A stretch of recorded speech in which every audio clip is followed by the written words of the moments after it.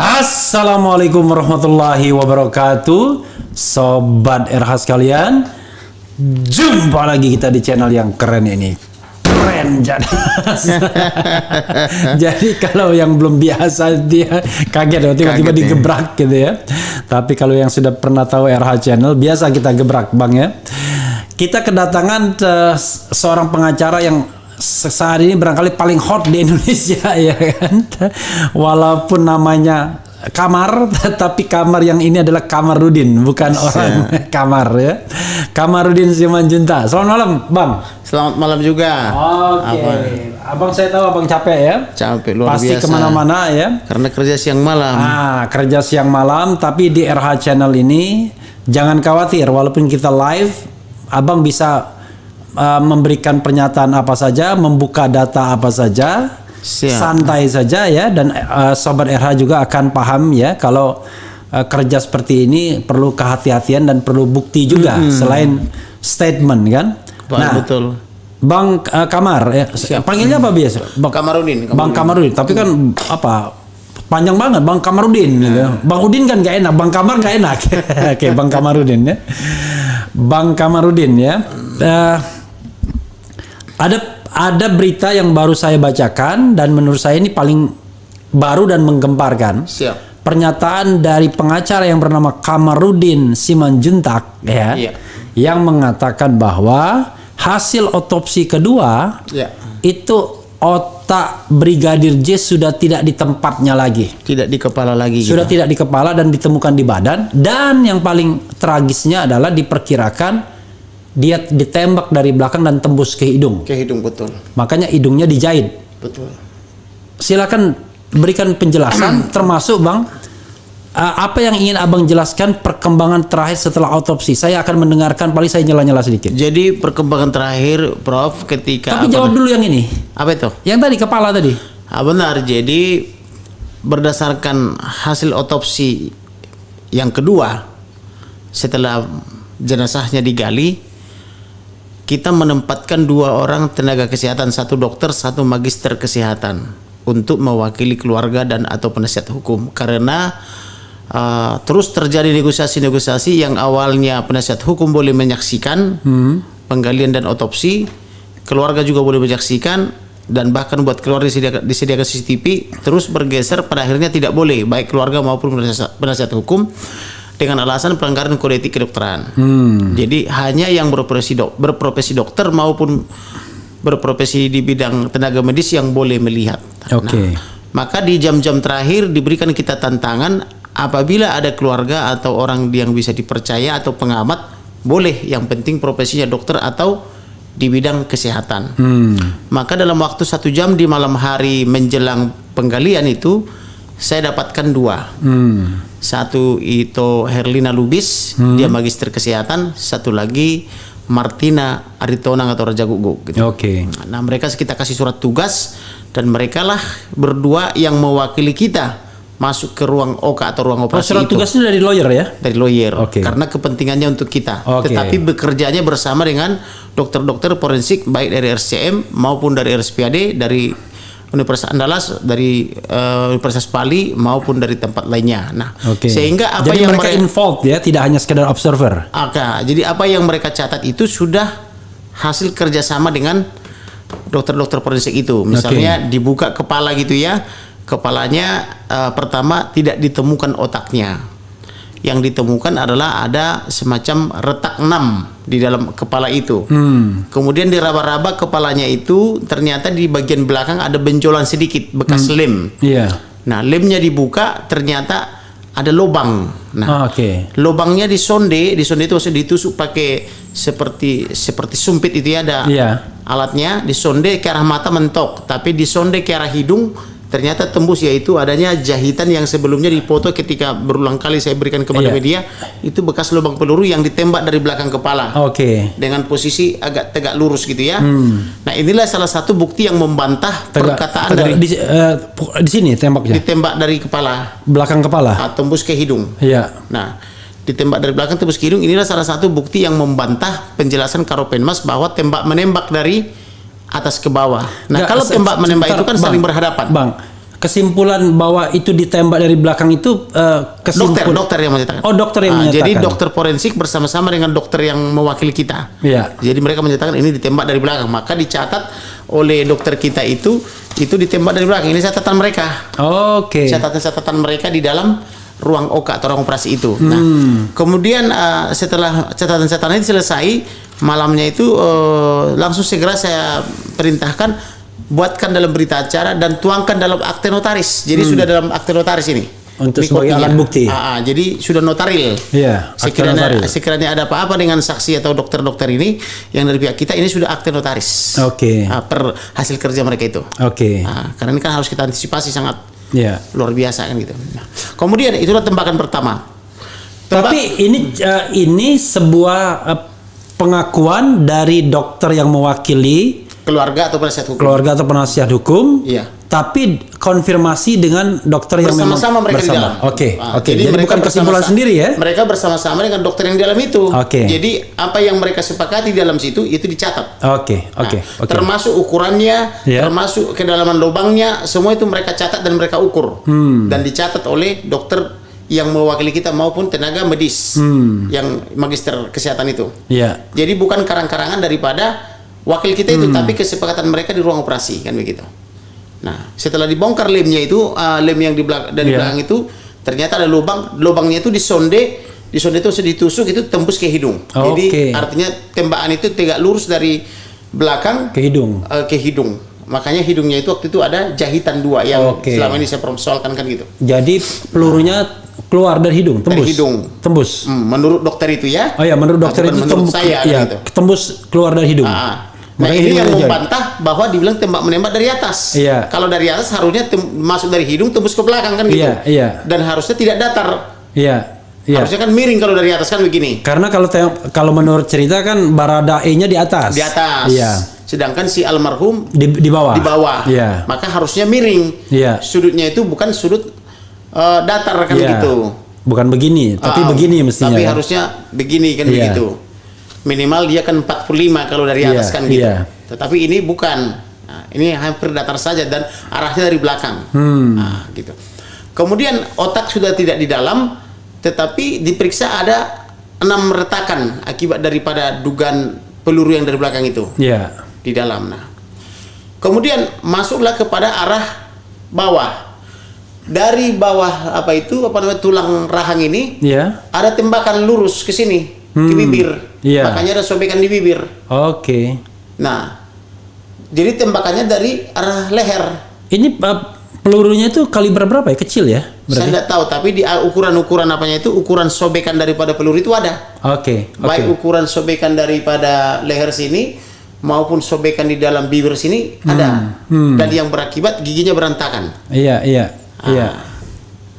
Dan itu dari jarak dekat juga berarti? Ya, kalau dari bawah leher ya tentu dekat. Berarti kan ada kemungkinan pistolnya itu menempel di sini. I see. Kecuali kalau tembakannya misalnya dari atas, dari bibir ke leher, maka bisa dekat bisa jauh. Nah, tetapi kalau dia tembakannya misalnya dari bibir ke leher, maka harusnya ada serpihan atau jatuh ke dada. Iya. Karena kan lurus ke leher kan gitu kan, harusnya jatuhnya ke sini. Tetapi ini tidak dari leher ke tidak ditemukan. Tidak ditemukan. Jadi kan kalau dia lurus ke leher begini kan harusnya di sini ada kerusakan kan gitu. Ada tembusan dong. Pelurunya nembus ke sini kan gitu.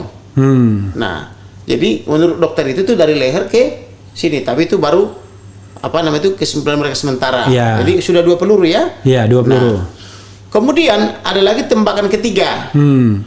Itu dada. Dada juga lurus. Dada kanan kiri. Saya baca dulu ya supaya nggak salah ya. Karena ini kebetulan saya baru dapatkan ini. Sekarang saya minta dinotariskan dulu.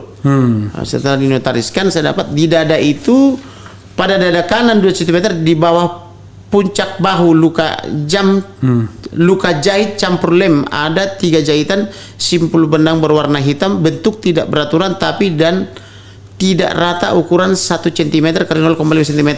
Kemudian terdapat luka autopsi sepanjang dada dan perut. Kemudian penjelasan autopsi, dokter menjelaskan dada kanan tidak simetris antara kanan dan kiri dan di dada kanan tidak ada luka. Kemudian dada kiri terdapat luka tembak masuk dan ada luka lubang. Jadi dada kiri. Dada Ini kiri, ya. Nah, di dada kiri di sini. Kiri itu jantung ya? Iya. Gitu. Penjelasan otopsi adalah dokter menjelaskan di dada kanan tidak simetris, tidak simetris ini. Iya. Antara kanan dan kiri, dan di dada kanan tidak ada luka. Namun penjelasan berikutnya, dada kiri terdapat luka tembak masuk dan ada luka lubang. Nah, kemudian dilakukanlah autopsi luka buka dada gitu ya. Kemudian penjelasannya terdapat tulang dada, kemudian terdapat plastik ketika diangkat ada jaringan otak. Jadi otak itu ada di dada. Iya. Nah, apakah ini standarnya apa namanya forensik? Saya nggak paham. Iya. Otak harusnya di kepala, ditaruh di dada. Kemudian lidah, paru, dan jantung menjadi satu bagian. Oke, pokoknya yang intinya tadi otaknya nggak ada, tapi ada di dada otaknya. Ada di dada. Oke. Kemudian ada luka di paru kiri pada permukaan berwarna ungu pucat kehitaman. Ada luka sayatan menunjuk bekas operasi. Kemudian pada pemijatan paru kiri tidak keluar apa-apa. Kemudian paru kanan warna ungu pucat plus coklat kenyal. Pada pemijatan tidak ada keluar apa-apa, kan begitu ya. Kemudian jantung, dokter memastikan pembuluh nadi jantung tidak tersumbat, warnanya coklat homogen. Itu penjelasan tentang dada. Iya. Nah, jadi ada tembusan peluru di dada kiri. Jadi sudah tiga peluru ya. 3 peluru. Kepala, leher, dada. Dada. Nah, kemudian masuklah kepada lengan. Ini mohon maaf, 3 peluru tadi dari pistol yang sama atau yang berbeda? Nggak dijelaskan. Oke. Karena ini kan belum final, ini kan baru dari pihak kita. Oke. Kalau mereka kan mengatakan bisa kurang lebih sampai berapa minggu ke depan? 4 sampai 8 minggu. 4 sampai 8 minggu. Ini kan baru kesimpulan catatan sementara. Oke. Karena masih banyak catatan khusus yang harus diuji di lab. Iya. Yang melep itu kan mereka. Iya. Kalau ini kan baru yang bisa dilihat oleh kasat mata. Oke. Berdasarkan hasil kerja mereka. Kemudian itu di leher kanan atas. Tadi kan ada bahu terluka terbuka sebanyak 2 jahitan, bentuk tepi tidak beraturan, tidak ditemukan luka jerat leher. Nah, karena di sini kan waktu itu kan kita lihat seperti jerat leher. Karena ketarik dia begini. Bisa juga dugaan kita mungkin karena sudah ada 20 hari atau 19 hari di dalam kuburan. Bisa juga karena waktu dijahitnya itu ketarik. Jadi kan seperti membentuk apa namanya itu? Bekas sayatan karena ada luka kan. Ternyata luka itu diduga yang ditembak dari bawah leher ke bibir kan gitu. Nah, jadi dia menduga tidak ada jeratan ya. Dia menduga, tapi bisa juga katanya karena sudah terlalu lama di dalam kubur kan sudah 19-20 hari kan gitu. Jadi sudah membengkak dan bekas itu nggak kelihatan lagi. Nggak kelihatan lagi kan gitu ya. Kemudian di lengan bawah kiri, bagian bawah samping kanan dari pergelangan tangan terdapat luka terbuka. Ini lengan bawah kiri ya. Berarti lengan bawah kiri itu ini. Lengan bawah. Ini kan kiri. Lengan bawah ya. Ini lengan atas kan lengan bawah. Lengan bawah kiri samping kanan, maksudnya berarti ada ke dalam ya. Dari pergelangan tangan terdapat luka terbuka berbentuk lubang dikelilingi lem lecet ukuran 0,5 cm dalam kurung tembak masuk. Oke, di sini berarti ya, di pergelangan tangan, di ini pergelangan. Betul. Tembus sedalam 6 cm. Pergelangan kiri dalam luka terbuka tapi tidak rata, pergelangan patah tulang. Ini ada patah tulang ini. Jadi tulang yang ini patah. Ini kan ada 2 tulang ini kan. Dia patah dia. Tulang radius ujung dalam tutup kurung dengan sudut 45 derajat untuk tangan ini. Nah, kemudian kelingking kiri maksudnya ini. Sini sebelah kiri ya. Kelingking kiri, ruas ujung kanan ujung luka terbuka tapi tidak rata. Saya ulangi ya, ruas ujung kanan ujung luka terbuka tapi tidak rata. Tulang kelingking patah ukuran 2 kali 0,7 cm dalam kurung patah tulang terbuka pada ruas jari kelingking. Ini kelingking nih. Patah dia ini kan gitu ya. Patah tulang ya. Siapa yang mematahkan itu? Karena pelurunya kan bukan ke sini tadi kan ke sini ya. Pelurunya pergelangan kelingking. Tapi yang patah kelingking. Nah, ini apa penyebabnya ini kan harus dicari tahu. Inilah tugas ahli forensik Indra Jakarta itu. Maupun dari SPAD maupun dari SCM.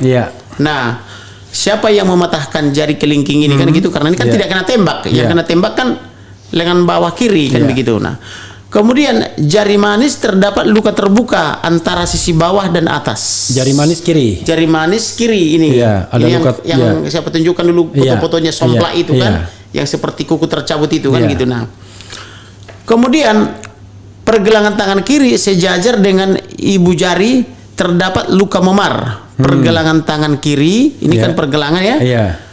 Sejajar dengan ibu Jari di sini jari. Nah, berarti ini Iya, nih. iya. Tulang yang ini yang atas ini ya. Iya. Terdapat luka memar. Jaringan di bawah kuku, jari manis dan kelingking terdapat resapan darah. Maksudnya dia berdarah dia. Iya. Iya. Nah, makanya ketika dibuka hari Minggu tanggal 10 oleh wanita-wanita pemberani kan Iya. masih bercucuran darahnya. Oke. Nah, kemudian yang ketika mereka meminta izin memasukkan formulir, Formalin, polisinya keluar. formalin, Iya. polisinya keluar sebentar, Iya. kan gitu. Dah. Iya. Di situ kan masih bercucuran darahnya. Kemudian belakang telinga dan rambut terdapat jahitan hasil otopsi postmortem pertama. Nah, itu yang sobek kurang lebih 1 jengkal itu. Iya. Menurut mereka itu adalah hasil postmortem yang pertama. Oke, atau otopsi. hasil otopsi yang pertama kan Oke, begitu ya. iya. Kemudian belakang rambut kepala bawah sisi kiri, belakang rambut kepala bawah sisi kiri Iya. terdapat luka berbentuk lubang lem lecet gitu ya. Jadi ada lem lecet gitu. Iya. Ini ada lubang tapi di lem gitu ya. Iya. Melingkari lubang. Jadi lubangnya itu di lem. Iya. Kemudian dalam kurung tembak masuk tembus sudut 60 derajat kanan bawah ke kiri. Kanan ke kiri. Iya. Kanan berarti ini kan? Iya, kanan ke kiri. Iya, hidung. Ah, itu ya. Gini ya dia ngambilnya. Iya. Jadi dia nggak lurus begitu tapi Iya. gini. Iya, ngambilnya. betul. oke. Kemudian punggung kanan terdapat luka terbuka. Pipi rata yang telah dirawat setelah dibuka. Diduga postmortem pertama untuk melihat ada peluru atau tidak. Oke. Di punggungnya. Iya. Nah, kemudian anus dan alat vital kelamin tidak ada tanda-tanda kekerasan. Oke. Nah, kemudian tungkai bawah kiri sisi luar di atas mata kaki terdapat luka terbuka tepi rata. Dasar tulang berwarna putih. Catatannya mereka belum mengerti dengan apa. Jadi dia bikin note dikonfirmasi untuk di PA kembali. Oke. Penelitian kembali di Jakarta sana kan Oke. gitu. Nah, tapi sampelnya sudah diambil. Nah, Oke. kemudian lipatan paha dalam kiri berwarna lebam kehitaman yang terdapat resapan darah. Note atau catatan dikonfirmasi untuk di PA kembali. Jadi Oke. di lipatan kaki itu ada resapan darah. Iya.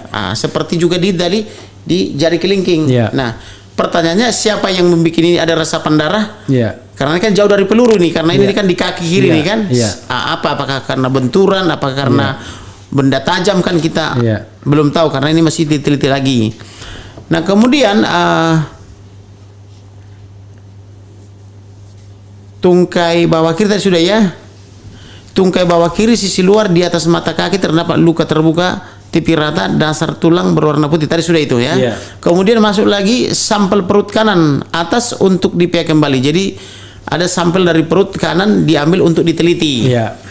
Untuk mencari tahu sebab-sebab mengapa ini perutnya ini waktu itu kan dipoto kan ada semacam kebiru-biruan. Iya. Jadi ini kan permintaan saya kepada Ada memar gitu ya. kepada dokter supaya diambil sampelnya kan gitu. Nah, kemudian autopsi dalam. Iya. Pada saat organ dibuka terdapat plastik bening untuk menghindari cairan formalin keluar. Jadi apa namanya itu di dalam organnya itu dipasang plastik kurang lebih begitu supaya mungkin ketika diisi formalin nggak keluar. Iya. Itu juga mungkin makanya di lem ini. Jadi ada lem semua di sepanjang apa ini sayatan dari bawah leher ini sampai ke bawah perut kan gitu. Nah, kemudian dada kanan ditemukan fraktur pada iga 3 dan kanan atas dengan kiri bawah belakang berakhir di ICS dan punggung sisi kanan. Nah, kemudian belakang kepala terdapat luka tembak masuk. Pemeriksaan luka luar nomor 20 pada sudut kiri atas belakang ke kanan depan bawah menembus hidung sepanjang 12 cm. Oke. Nah, catatan awalnya disonde untuk memeriksa apakah menembus mata kanan bawah depan, namun tidak ditemukan hambatan yang diperoleh peluru yang menembus kepala belakang saat di dalam kepala yang menembus ke hidung. Oke, jadi pas disonde tembus saja gitu. Ke hidung ya. Iya. Di sonde itu ditusuk gitu. Iya. Nah. Kemudian pada mulut tulang rahang bawah patah. Jadi tulang rahang bawah patah. Iya. Gitu ya. Namun mulut tidak bisa dibuka pada pemeriksaan luar. Ya, ini yang kami katakan dulu kenapa ini rahangnya dislokasi. Oke. Nah, apakah rahangnya dislokasi karena kekerasan Iya. atau apakah karena tembakan dari bawah ini? Iya. Nah, seharusnya kalau ditembak dari ini kan tulang rawan ini, lunak ini kan tembus ke bibir, harusnya tidak sampai patah rahang ini. Nah, kalau logika kita kan begitu, kan gitu ya. Tapi ini rahangnya patah, kan gitu. Tapi belum ditemukan kenapa penyebabnya gitu ya. Kemudian pada mulut tulang rahang bawah patah, namun mulut tidak bisa dibuka pada pemeriksaan luar. Mulutnya udah nggak bisa dibuka, udah keras gitu ya. Kemudian pada bibir bawah kiri berarti ini ya, terdapat luka menembus kulit, mematahkan tulang rahang. Jadi tulang rahangnya ini patah maksudnya gitu ya. Kemudian tembus di leher sisi kanan. Jadi dari sini ke sini. Nah, ke kanan ya. Sebenarnya pada bibir bawah kiri terdapat luka menembus kulit, mematahkan tulang rahang, tembus di leher sisi kanan bawah. Arahnya sonde pada pemeriksaan dalam dan kiri, atas, depan, ke kanan, bawah, depan dengan sudut 45 derajat dengan panjang 6 cm. Nah, kemudian yang ke 6, tulang tengkorak belakang bagian dalam patah atau oksipital. Luka berbentuk lubang yang membentuk corong ke arah dalam 2 cm, diikuti retak tulang sekitar sampai basis krani. Nah, itulah penjelasannya pada tanggal 27 Juli 2022. Nah, dari banyaknya tadi berapa jadi pelurunya kayak yang kena? Satu kepala. Ini dua. Ini dua leher, dari ini menembus ke sini gini. Ya. Yang kiri ya. Tembusnya di apa namanya itu? Saya ulangi ya supaya nggak salah. Ya. Rahang kanan atau rahang kiri? Gitu. Pada bibir bawah kiri. Ini kan berarti, bibir bawah kiri. Ya, berarti dari sini. Terdapat luka menembus kulit, mematahkan tulang rahang, tembus di leher sisi kanan ini. Jadi kan begini. Oke. Ya, arahnya sonde pada pemeriksaan dalam dari kiri atas, depan ke kanan bawah, depan dengan sudut 45 derajat. Jadi ini. Berarti nembaknya dari yang rahang kanan. Bisa kemungkinan dari sini, bisa kemungkinan dari sini. Oke. Nah, ada kemungkinan. Karena sini tidak ada penjelasan dari mana arahnya kan gitu. Nah, 2 ya, 3 di dada kiri. Nah, kalau ini sudutnya 45 derajat. Dengan panjang 6 cm. Nah, maka pelurunya itu 4. 1 dari belakang ke depan, tembus ke hidung. 1 di rahang. Sini 45 derajat. Kalau tadi 60. Iya. Ke hidung, ini 45, kemudian ini datar, yang dada kiri ini ya, datar, ke belakang, kemudian tangan kiri, 4, tangan kiri sini, ya. Jadi 4 peluru. Nah, 4 peluru. Pertanyaannya, kenapa lukanya jauh lebih banyak daripada 4? Iya. Kan begitu. Apa saja sih lukanya? Lukanya itu kan antara lain di bawah mata, kantung mata ya. Di kantung mata, terus di atas alis. Ada itu berapa kali itu kan? Itu. Kemudian ada lagi di bahu, bahu kanan ini. Yang kayak dislokasi itu. Ya betul. Sedangkan tembakan tadi kan ini. Kenapa ke sini ada luka terbuka yang diambil sampel? Nah, di paha. Kemudian kenapa ada lagi luka di jari kelingking dan jari manis di paha tadi, paha lipatan dalam. Kemudian kenapa ini patah? Kenapa ini patah? Apakah ini patah akibat peluru? Rasanya tidak, karena pelurunya itu kan sudah disonde dia, tembus dia, tidak menyebabkan patah, tapi ini kok bisa patah kan gitu. Nah, kemudian ada lagi di paha, lipatan paha kiri. Kemudian ada lagi di pergelangan kaki kiri. Nah, yang tidak bisa dijelaskan, harus memerlukan penelitian kembali kan gitu. Mereka menyebutnya PA kan gitu ya. Kemudian di sebelah kanan ada sobekan di urat nadi bawah yang diperkirakan untuk memasukkan formalin. Sesuai penjelasan Karopenmas kan begitu. Kemudian kaki kanannya ini tidak lurus lagi. Dulu waktu dilahirkan sempurna, waktu melamar polisi sempurna, tapi ketika meninggal tidak sempurna lagi. Nah, ini belum bisa dijelaskan. Kaki kanannya kenapa? Bengkok gitu. Oh, bengkok sudah ya. Kaki kanannya bengkok. Tidak lurus, tapi kalau kaki kiri lurus. Padahal yang mengalami kekerasan atau sebelah kiri. Ada sebelah kiri, tetapi kanan ini ada apa? Ini menjadi tidak lurus. Nah, kan harus ada penjelasan ilmiah tentang ini. Nah, itulah antara lain yang bisa saya jelaskan berdasarkan hasil pekerjaan dokter-dokter maupun ahli kesehatan kita yang bekerja sama dengan dokter-dokter forensik yang dari RSPAD, dari RCM, dari Andalas, dari Bali, dan entah dari mana lagi itu karena yang hadir cuma ada 4 waktu malam hari itu. Oke, Bang, kita bicara time frame kalau begitu ya. Dari penjelasan Komnas HAM, menurut mereka yang sudah memeriksa 20 CCTV yang diberikan oleh pihak Polri, itu dikatakan bahwa ketika mereka datang dari Magelang pukul 15.30 kurang lebih ya. Itu semuanya dalam keadaan sehat walafiat, bugar. Apa buktinya? Ya, CCTV itu menurut ini. Ya, apakah CCTV-nya sudah diperiksa, sudah diuji oleh ahli digital forensik? Nah, makanya nanti abang jawab itu dulu. Saya kan sampaikan dulu yang disampaikan. Karena anak saya, Pak. Anak saya umur 9-10 tahun sudah jago edit. Masih SD. Nah, baru umur 10 tahun mau 11 sudah lulus SD, sekarang udah SMP. Dia itu kalau handphone saya rusak, dia memperbaiki, tapi saya harus bayar karena bapak ke Roxy juga bayar, ke saya bayar katanya. Itu umur 9 tahun sudah jago handphone loh, Pak. Udah jago edit. Bapak mau diedit kayak apa dia jago. Nah, pertanyaannya ini editan atau asli? Sudah asli dari diuji oleh digital forensik kan begitu. Tapi itu beratnya di situ ya. Karena Komnas HAM pun rely on polisi sendiri kan, bahan-bahannya yang sudah dan kita mesti mengetahui baik Komnas HAM maupun Kompolnas ini kan seperti bemper buat polisi. Apalagi kalau kita lihat pernyataan Benny Mamoto ya. Tiap hari dia tampil di TV. Terus mengulang pernyataan membela polisi seolah-olah ini polisi ini disamakan semua, padahal ini kan hanya 1-2 orang. Pertanyaannya kapan Benny Mamoto bekerja? Kalau tiap hari dia tampil berdialog di televisi, apakah fungsi Komnas HAM itu berdialog di televisi tiap hari? Saya aja ini baru kali kedua diundang atau menghadapi TV ya. Pertama tadi pagi di Kompas TV, ini yang kedua tadi malam, tengah malam pulang dari Jambi, sekali itu melalui YouTube, itu pun dari rumah kan, baru 3 kali. Selebihnya itu cuman waktu melapor di Barreskrim sekali, kemudian waktu gelar awal sekali, tetapi video-video itu kan dipotong-potong oleh TV seolah-olah saya berulang kali nampil, padahal bajunya kan itu juga.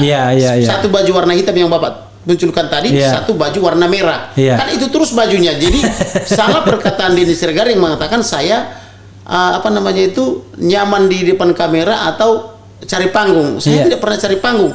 Ratusan kali saya tiap hari diundang untuk tampil di TV. Saya belum pernah mau. Yang saya sodorkan adalah rekan-rekan saya 7 orang. Saya sendiri kerja terus tiap malam. Saya sampai tidak tidur 1 minggu untuk mengumpulkan bukti sebanyak ini. Ini bukti saya nih.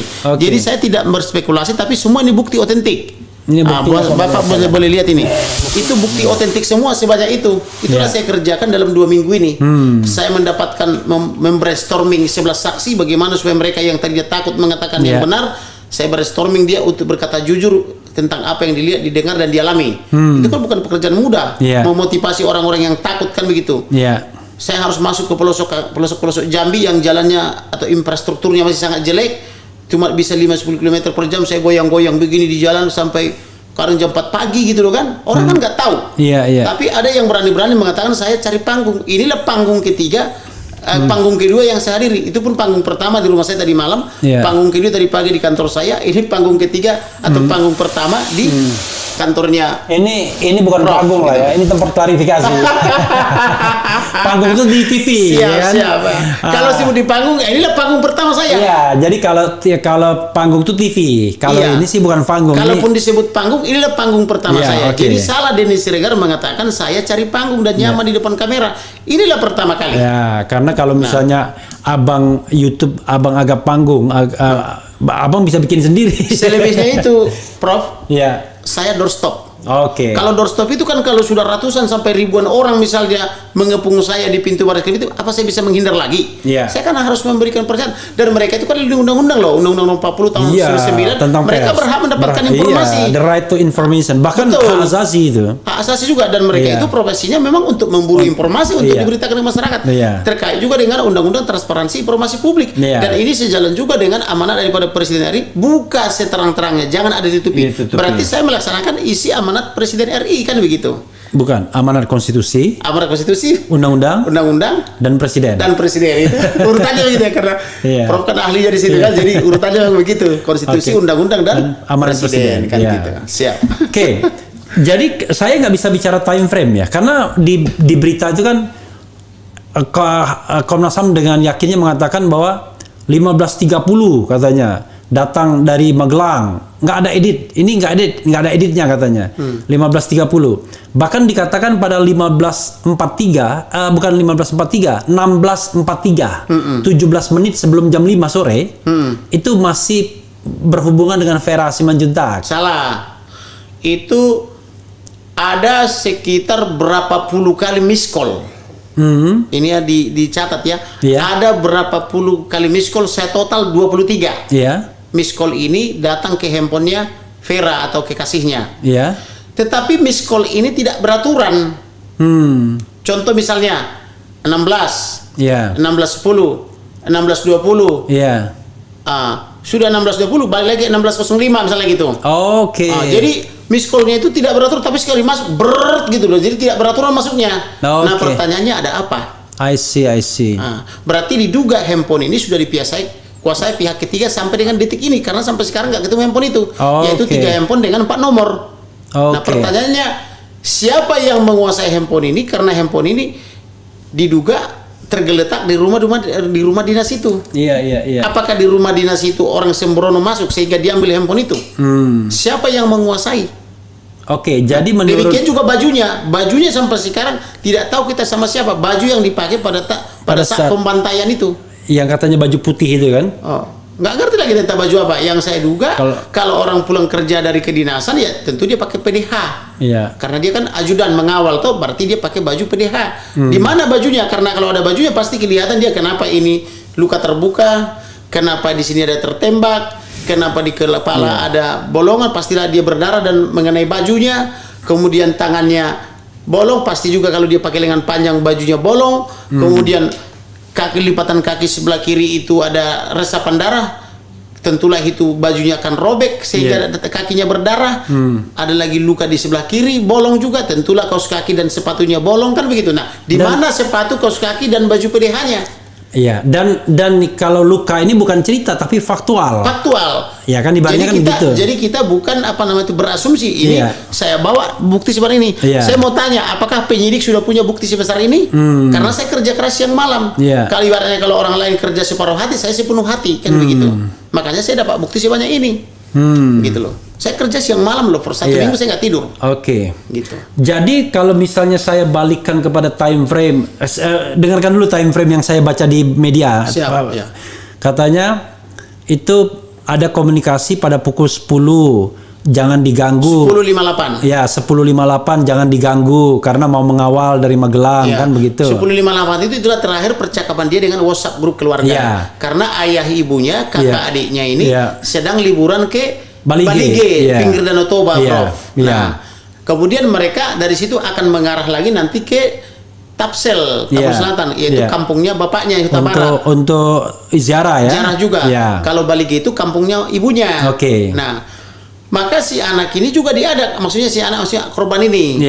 Almarhum ini juga diajak, ikutlah ke sini. Ya nanti saya izin dulu kepada bapak dan ibu mudah-mudahan dikasih izin setelah saya mengawal mereka ke Jakarta.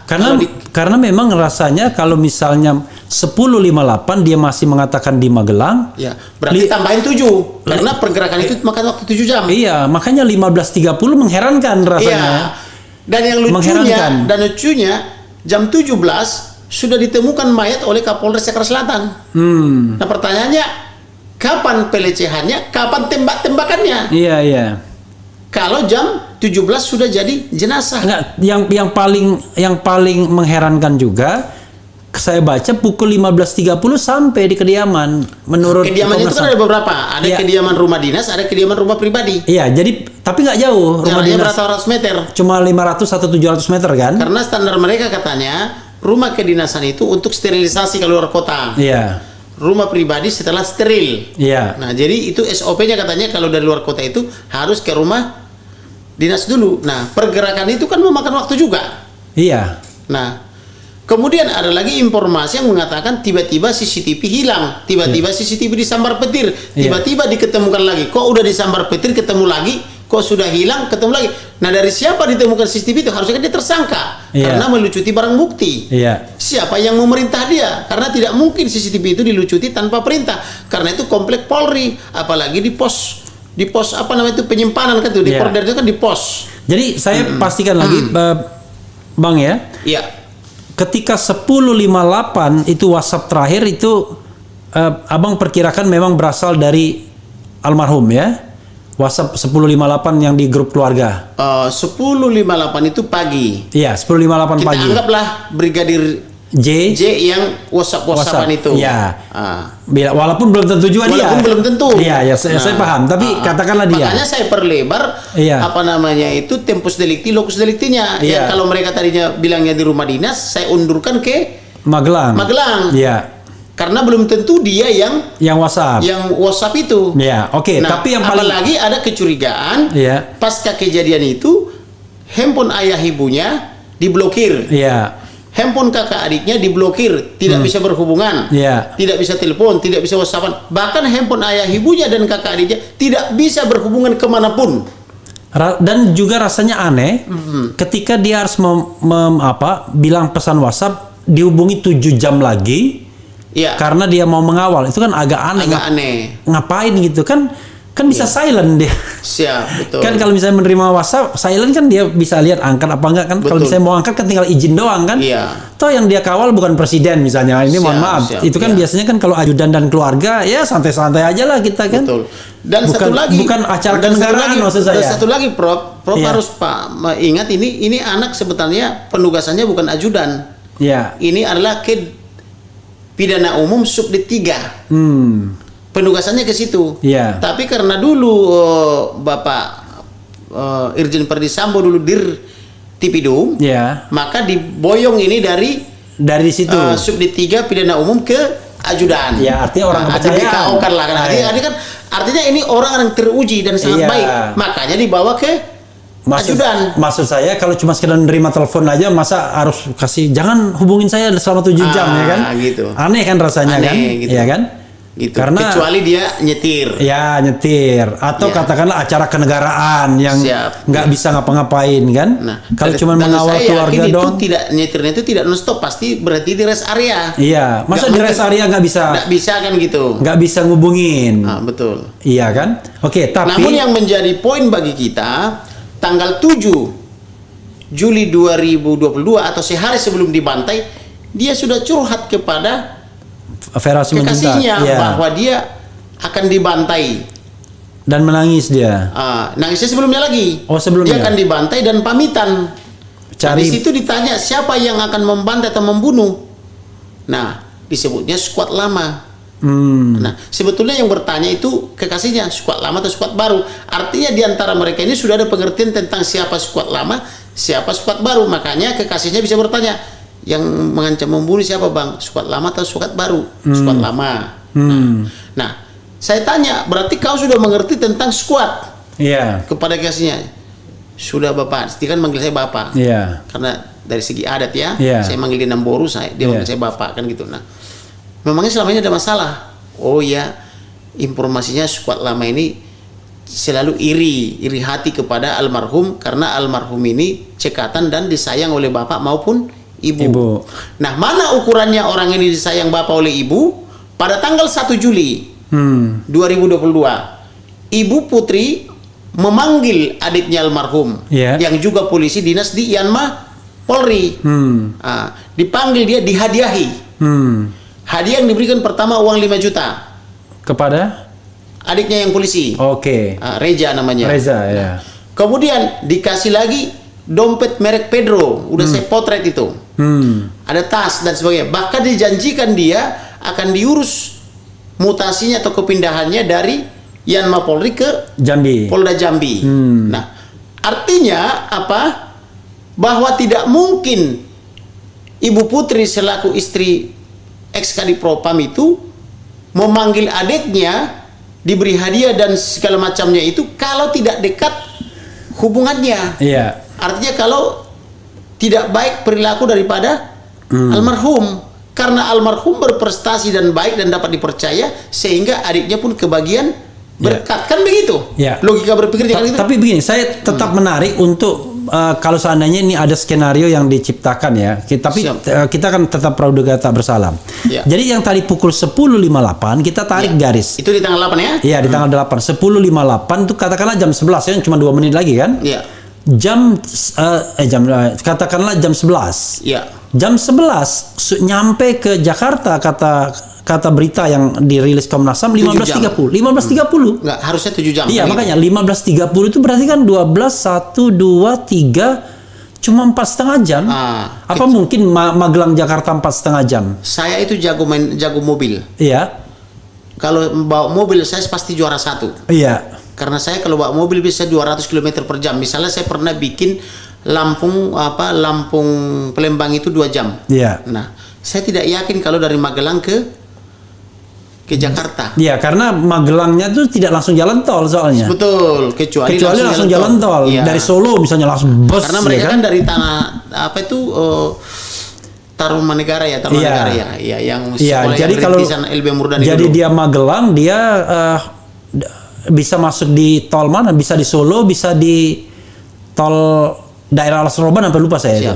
Belum lagi kalau ada istirahat di rest area. Nah, itu kan kepotong dia kan. Misalnya orang lazim istirahat itu setengah dan jam. Dan lagian juga kan not necessary kalau misalnya buru-buru banget, karena tidak ada agenda yang penting-penting amat ya kan. Sedangkan bapak kan sudah duluan berangkat naik pesawat. Yang tinggal informasinya kan ibu. Oh, jadi Pak Ferdi Sambo naik pesawat? Naik pesawat kan duluan. Nah, pertanyaannya, adakah orang ini transit di jalan atau transit di rumah lain? Misalnya sepanjang jalan, ini kan perlu diselidiki juga. Nah, jadi yang tadi yang CCTV 15.30 mengatakan dia sudah sampai, kemudian ada dia ketawa-ketawa antar ajudan, kata Komnas HAM kan begitu. Kemudian 16 dia terlihat terakhir itu bahkan Bu Putri terakhir. Ini harus saya potong dulu. Ketawa-ketawa dengan ajudan yang mana? Itu jadi, perlu. Karena ajudan ini kan ada banyak, 8. 8 bersama dia. 4 di kanan, 4 di kiri. Ketawa-ketawa di mana? Karena ketika dia teleponan dengan kekasihnya, 3 dari 8 itu mencibir dan atau nyinyir kepada dia. Ketika dia mengadu kepada kekasihnya, itulah tangisan ibunya. Kenapa mengadu hanya kepada kekasih tapi tidak mengadu kepada ibu juga? Yang tanggal 7 ya mengadunya itu. Tanggal 7 dan tanggal sebelumnya di bulan Juni.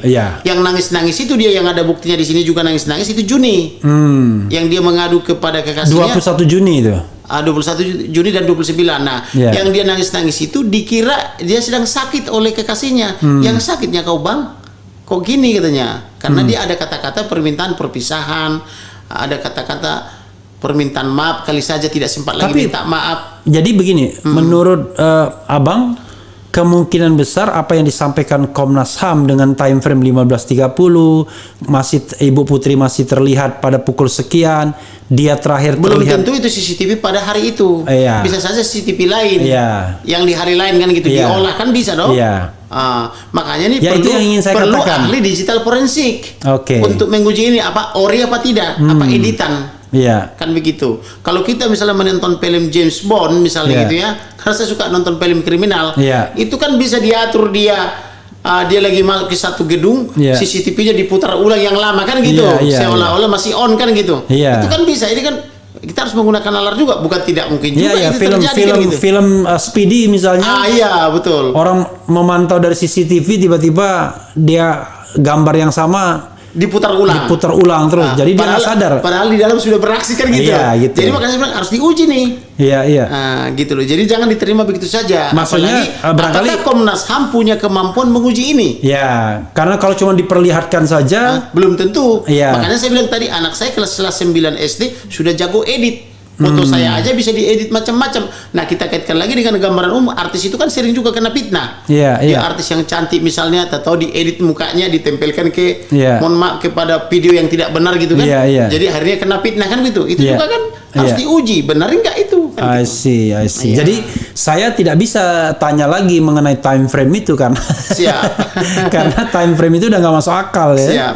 Kalau misalnya 10.58 masih di Magelang, lalu tiba-tiba katanya 15.30 sampai rumah. Ya. Dan itu juga harus dipertanyakan kecepatan berapa dia. Iya. Nah, terus itu dia sebagai pejabat negara akan ada standar kecepatan dan Iya. pengawalan. Nggak boleh juga dia gila-gilaan kan. Siap, nggak boleh kecuali di pembalap kan gitu. Iya. Macam saya, kalau saya mau pembalap saya Iya. jarang saya juara 2 juara 1 terus saya kalau membalapnya. Karena juga di situ terlihat Bu Putri masuk kamar katanya pukul 16.49 gitu. 16.49. Makanya dibilang, kalau 16.49 kemudian dia diketemukan meninggal dibilang pukul 17 atau 17.11. Iya. Itu waktu time frame-nya kecil-kecil banget gitu. Hanya sedikit. Iya. Nah, pertanyaannya. Jadi mohon maaf Oke, kita nih. ikuti cara berpikirnya 16.49. Iya. Lalu ada yang memberitahu kepada Kapolres Jakarta Selatan. Iya. Siapa yang memberitahu? Informasinya Pak Kadip Propam kan? Iya. Atau Irjen Perdisambo. Dari mana Irjen Perdisambo tahu? Dari istrinya yang menelepon. Iya. Kemudian dia pulang dari tempat PCR. Iya. Lalu nyampe butuh berapa menit Iya. dari tempat PCR nyampe di rumah itu. Kemudian butuh berapa menit si nyonya atau Ibu Putri menelepon suami. Iya. Kemudian butuh berapa menit setelah dia balik ke rumah lalu menelepon Kapolres. Butuh berapa menit Kapolres tiba dari tempatnya ke tempat itu. Itu kan time. Iya. Time schedule, Iya. time frame gitu kan. Iya. Nah, kok jam 17 Kapolres Jakarta Selatan sudah menemukan jenazah. Oke. Berarti permainannya hanya di 11 menit. Iya. 16.49 sampai dengan 17.11. sampai dengan 17 berarti Iya. 11 menit ya. Iya. Apakah mungkin dalam 11 menit terjadi Macam-macam itu. tembak menembak? Yang Iya. pertama terjadi pelecehan, Upaya pelecehan. kemudian terjadi tembak menembak, Iya. kemudian ada pemberitahuan kepada Irjen Perdisambo, kemudian Iya. Irjen Perdisambo datang ke tempat menyaksikan lalu menelepon Kapolres, lalu Kapolres datang dari tempatnya ke tempat itu. Pertanyaannya di mana positioningnya Kapolres ketika itu? Iya. Sehingga bisa begitu cepat nyampe di situ. Nah, sehingga pada jam 17 Kapolres menemukan jenazah almarhum tertelungkup di situ. Oke. Nah. Bang, ini kita bicara tentang dugaan logis dan rasional ya. Jadi Memang tindak pidananya sudah ada bermain waktu dan iya. tempat. Jadi kalau kita bicara tentang mana yang logis dan mana yang rasional, Iya. menurut analisis Abang ini ya, Iya. kan subjektivitas berdasarkan fakta yang sudah didapatkan. Iya. Itu lokus delikti penembakan kepala itu di mana menurut Abang? Kalau yang lebih tepat ketika dia membelakangi pelaku sehingga bisa ditembak dari belakang. Ya artinya di mana lokasinya? Bisa di mobil, makanya saya minta sita mobil. Oke, jadi pas di mobil itu ya. Makanya waktu saya cepat-cepatnya saya minta yang saya sangat sayangkan Tapi itu. masalahnya- Yang saya sangat sayangkan itu presiden loh. Iya. Kenapa saya sayangkan presiden? Saya minta kepada presiden Republik Indonesia bentuk tim independen. Iya. Karena saya analisa saya ini bukan perkara gampang, karena walaupun ini perkara gampang tapi dia akan rumit. Karena dibuat balilut. Iya. Karena saling sandra menyandra. Iya. Makanya saya katakan saya mohon Banyak yang kepada terlibat presiden, jadinya. karena saya mohon kepada presiden bentuk tim independen, karena otak saya, kecerdasan saya sudah menganalisa ini tidak mungkin ini bisa diungkap dalam waktu cepat karena ini akan sandra menyandra kepentingan. Ya, termasuk juga misalnya rumah sakit Polri apa-apa akan gitu tersandra loh. juga.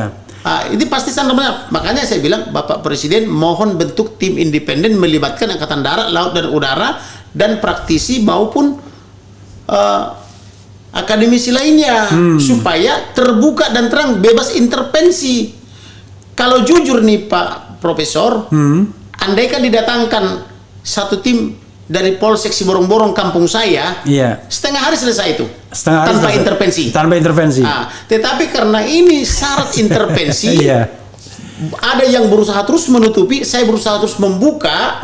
Nah, maka tidak jadi-jadi barang itu. Oke, padahal karena banyak kepentingan. Padahal kalau kita lihat kasusnya sederhana. Korbannya di situ, pelakunya di situ, saksinya di situ. Tetapi apa yang terjadi? Kapolres Jakarta Selatan tidak memasang polis lain. Sudah pengetahuan universal di seluruh dunia kalau terjadi tindak pidana, maka yang pertama diamankan adalah TKP, tempat kejadian perkara. Yang kedua pasang polis lain, dilarang melintas. Yang ketiga adalah libatkan Inapis, ahli sidik jari, potret dan sebagainya, kumpulkan bukti-bukti, periksa senjata, periksa selongsong, dan seterusnya itu, libatkan ahli balistik untuk mengukur sudut-sudutnya, dari mana tembakannya. Jangan sampai nanti sudah karena kelamaan dan tidak ada olah TKP dan tidak ada pengamanan TKP, akhirnya dibolong-bolongi, dikorek-korek temboknya seolah-olah itu sasaran peluru kan gitu. Siapa yang tahu? Kemudian ada lagi tindakan penghilangan barang bukti, ada penurunan CCTV, ada yang disambar petir, ada yang tiba-tiba hilang, ada tiba-tiba ketemu lagi. Ini kan sudah terlalu banyak sandiwara. Nah, yang paling pokok ini kejadian tanggal 8. Gara-gara tanggal 10 hari Minggu ada upaya wanita-wanita pemberani di Sungai Baharsana Jambi. Dengan alasan untuk memasukkan formalin. Lalu mereka meminta izin kepada polisi itu yang selalu menjaga. Polisinya pergi. Walaupun polisi sudah menyerahkan mayat tapi dijaga ketat. Tidak boleh dibuka. Mereka membuka seketika, memvideokan dan memotret. Kemudian langsung mereka viralkan, kan begitu. Setelah dipiralkan, tapi abang pada waktu itu kan belum jadi kuasa hukum kan? Segera setelah itu, makanya banyak itu saya pandu, melalui handphone yang mereka tidak bisa kontrol. Karena ilmu saya kan jauh dari mereka kan gitu. Kalau mereka kan ilmunya kan standar, saya di luar standar, out of the box kan gitu. Nah, kemudian apa namanya itu? Karena sudah dimulai dipiralkan di Sungai Baharsana, maka di sini sibuk rilis hari Senin, tanggal 9. Jadi ada Jumat, jadi Sabtu, sebenarnya Minggu, Senin, 4 hari. Karena sudah diviralkan. Sudah dimulai diviralkan di sana, ada pos metro datang ke. Abang ditunjuk jadi penasihat hukum keluarga kapan? Ketika itu begini. Saya sudah membaca pos metro. Ada tembak menembak polisi. Saya lagi kerja dini hari di kantor. Saya kan suka kerja sampai pagi. Kebetulan saya ada mohon maaf bisa dibilang penyakit susah tidur. Saya termasuk orang yang susah tidur. Amnesia. Saya kerja terus itu. Insomnia. Saya orang suka kerja tidur sampai dini hari. Nah, kecuali misalnya kaki saya dipijit itu saya bisa langsung tidur. Tapi kalau udah bunyi lagi langsung kerja lagi kan itu. Saya pekerja hardcolic gitu ya. Workaholic gitu. Nah, saya tulis di status pagi-pagi dan statusnya belum saya hapus. Nah, polisi menembak polisi di rumah pejabat polisi. Mudah-mudahan bukan karena wanitanya polisi. Itu yang saya tulis. Lalu langsung ada yang komen di Facebook. Nah, langsung ada yang komen. Itu beremu itu tulang yang meninggal. Bere itu ponakan. Itu ponakanmu itu tulang yang meninggal. Kata saksi kita dari Sungai Baharsana berteman sama saya di Facebook. Maka langsung saya katakan turut berduka cita, sampaikan kepada ayah ibunya, saya turut berduka cita. Saya lindungi mereka secara hukum, sampaikan nomor handphone saya. Nah, itu malamnya, paginya langsung ditelepon saya. Itu tanggal berapa ditelepon? Tanggal 12. Tanggal 12 setelah press conference. Setelah mereka rilis di pos metro. Kecil-kecilan ya. Lalu saya dihubungi, diinformasikanlah bahwa handphone ayahnya, handphone ibunya, handphone kakaknya, handphone adiknya sudah tidak bisa keluar. Maka saya gunakanlah handphone yang orang-orangnya berjarak 1 kilometer dari situ. Memang mereka cukup capek Karena setiap kali saya mau ngomong, antarkan dulu telepon ini, saya mau bicara dengan ayahnya. Saya mau bicara dengan ibunya. Saya mau bicara dengan tantenya rohani. Saya mau bicara dengan adiknya. Saya mau bicara dengan kakaknya. Seperti itulah terus pakai handphone saya dengan handphone saksi tetangga ini. Oh, jadi semua handphone mereka itu di Tidak bisa lagi, bisa dipakai. tidak bisa lagi. Maka saya gunakanlah handphone orang lain. Memang dia jadi capek. Iya. Karena jaraknya kurang lebih 1 kilometer. Iya. Nah ini yang disebut wanita-wanita pemberani. Makanya saya bilang bersyukur juga nanti wanita-wanita yang masuk surga nanti, karena mereka itu menggunakan iman, nggak pakai akal. Kalau laki-laki dia selalu pakai ini logika. Iya. Ketakutan, mana mungkin lah bisa kita lawan ini kan penguasa besar, ini kan jenderal sebagainya. Iya. Malah jadi capek saya berdebat. Tapi kalau wanita ini begitu saya doktrin dia untuk mengatakan yang benar, mereka berani-berani loh. Luar biasa itu. Makanya saya sebut wanita pemberani.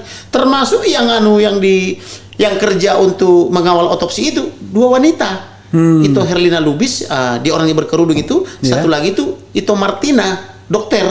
Oke. Nah, gitu. Jadi orang-orang ini orang-orang Herlina hebat. Lubis yang tadi yang dua yang Dua itu tadi. ya. Satu Martina, Aritonang Rajaguk, satu lagi Herlina Lubis, pemilik klinik di sana. Wah, itu hebat-hebat. Mereka tidak membantah. Saya katakan harus mengatakan yang benar, apa yang dilihat, apa yang dialami gitu. Saya doktrin dia mengatakan yang benar, mereka percaya, dan saya bilang saya akan lindungi. Nah, maksudnya saya lindungi dengan berdoa kepada Tuhan, kan Tuhan yang pelindungnya kan gitu. Emang saya punya apa pelindungi itu kan gitu. Tapi saya bilang saya lindungi secara hukum kan gitu. Mereka tuh percaya. Iya. Gitu. Seperti itu.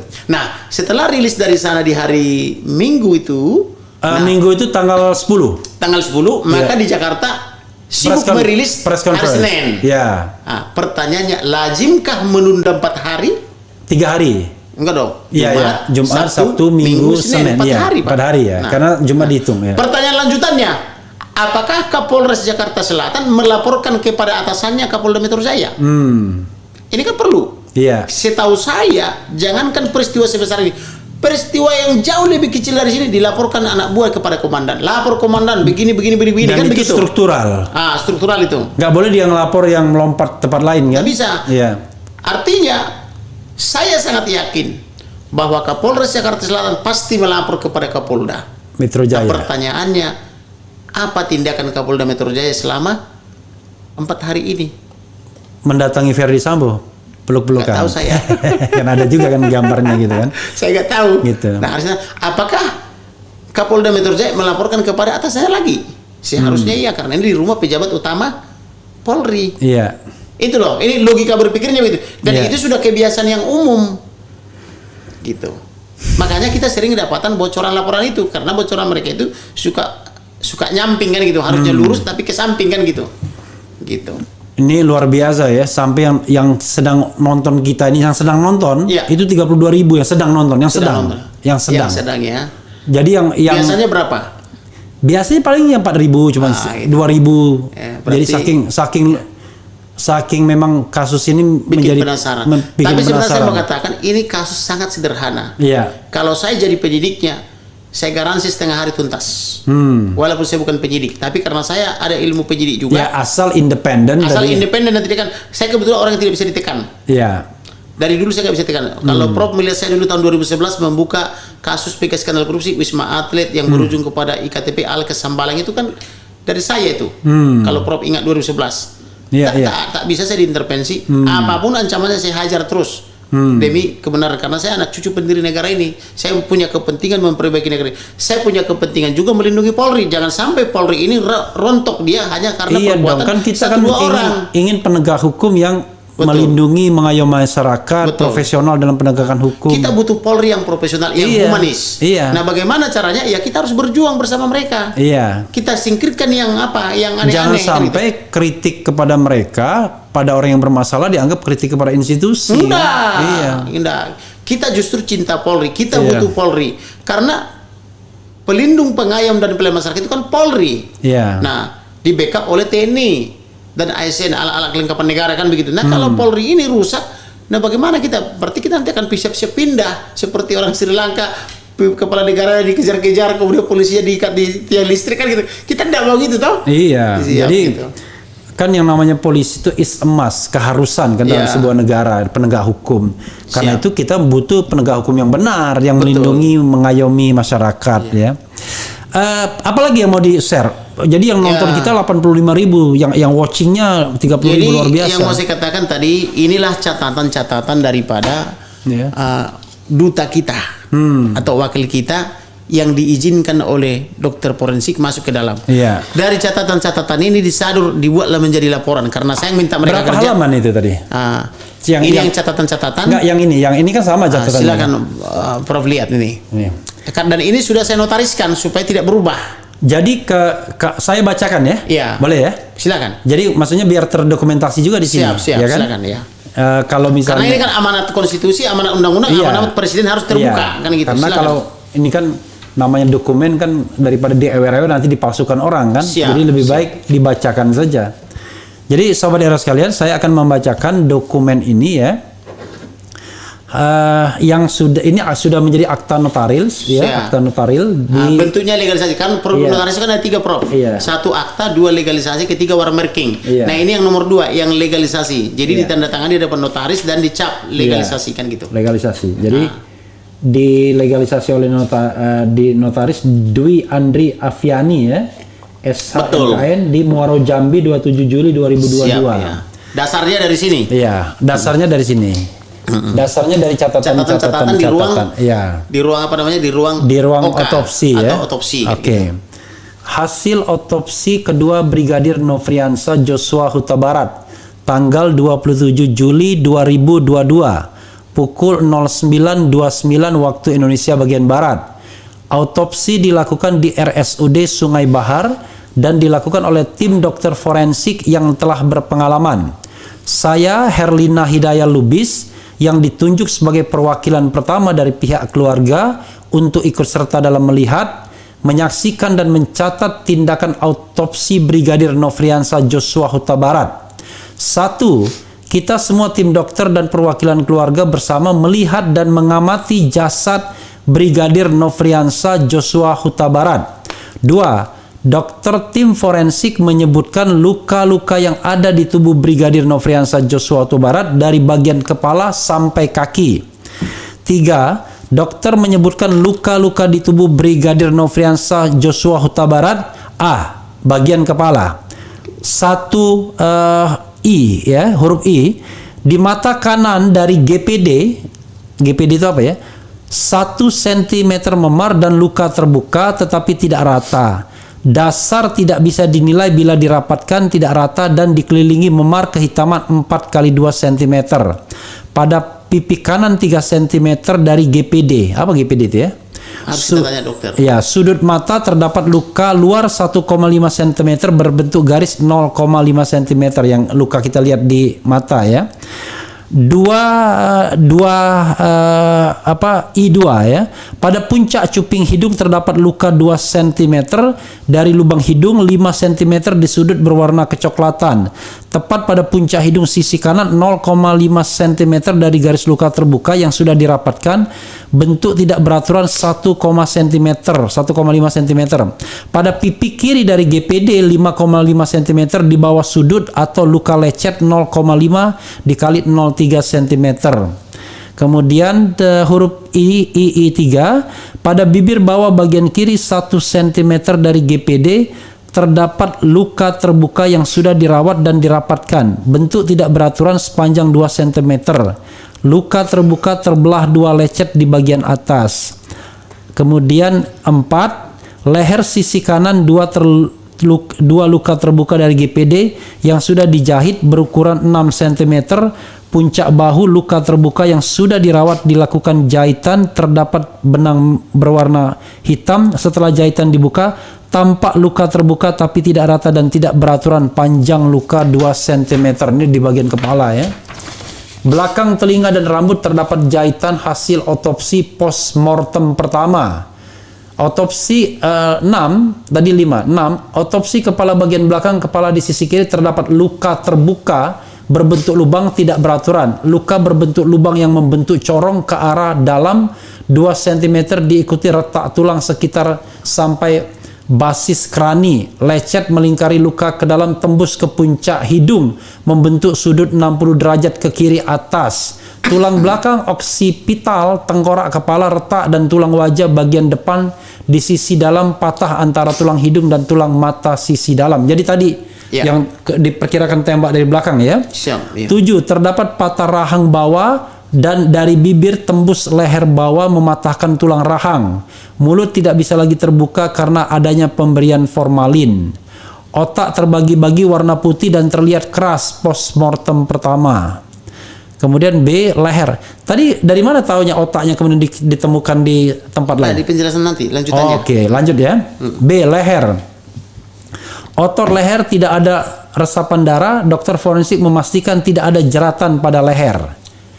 Lidah baik. Oke. Kemudian bahu.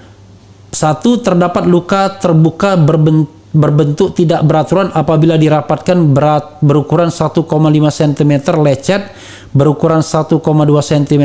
Kemudian keluarga menanyakan penjelasannya bagaimana dokter akan melakukan identifikasi khusus. Siap. Kemudian lengan, pada bagian lengan kanan atas sisi luar terdapat luka terbuka yang sudah dirawat, dirapikan ya. Kemudian berbentuk lubang berdiameter 1 cm, dikelilingi lecet sisi kanan atas seluas 5 mm, kanan bawah 2 mm, kiri bawah 1 mm. Luka tembak masuk pada lengan bagian kiri, terdapat luka bagian bawah luar berukuran 4 cm, di bagian pergelangan terdapat luka lubang berukuran 0,5. Tangan. Oke.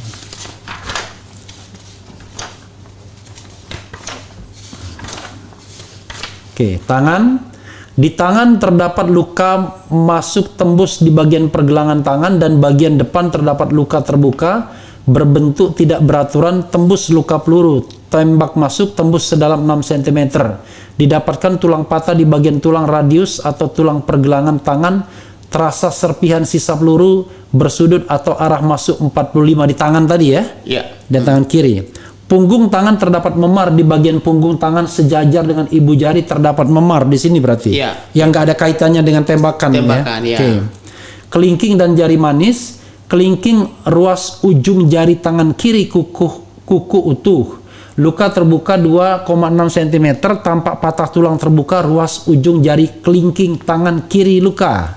Ya, kelingking tangan. Jari manis terdapat luka terbuka di sisi ruas ujung dan tengah, terdapat rembesan darah pada jari manis. Jaringan bawah terdapat resapan darah. Kuku dalam keadaan baik. Oke. Jadi rasanya nggak mungkin eksekusinya di rumah ya kalau gitu ya.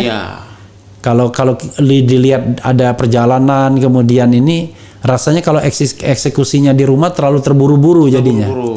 Terlalu singkat waktunya. Ya, kalau seandainya ada pembunuhan berencana gitu ya. Terlalu singkat, belum lagi untuk belum untuk paniknya.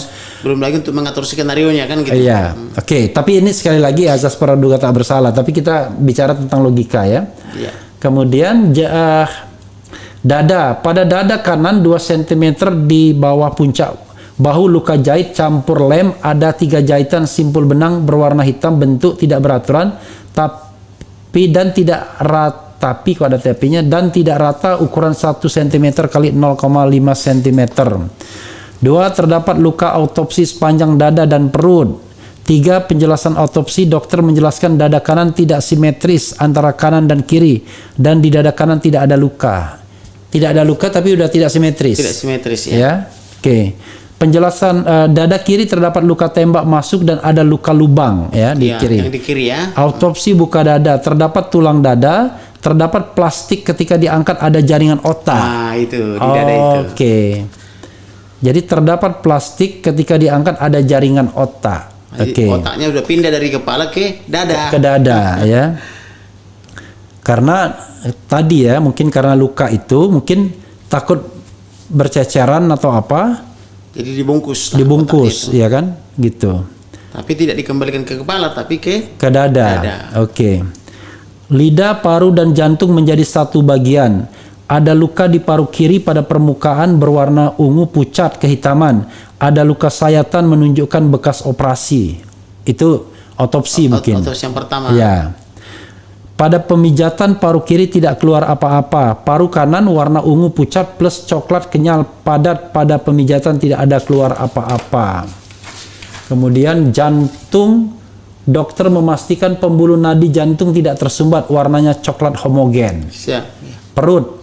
Kami menanyakan kepada dokter luka memar yang ada di perut atas dan kita lihat bersama dokter menjelaskan karena sudah adanya proses perubahan tubuh maka tidak tampak ada memar di perut. Brigadir Nofriansah Joshua Huta Barat. Dokter melakukan PA. Jadi awalnya ada memar. Iya. Tapi mungkin karena sudah membengkak memarnya nggak kelihatan lagi gitu ya.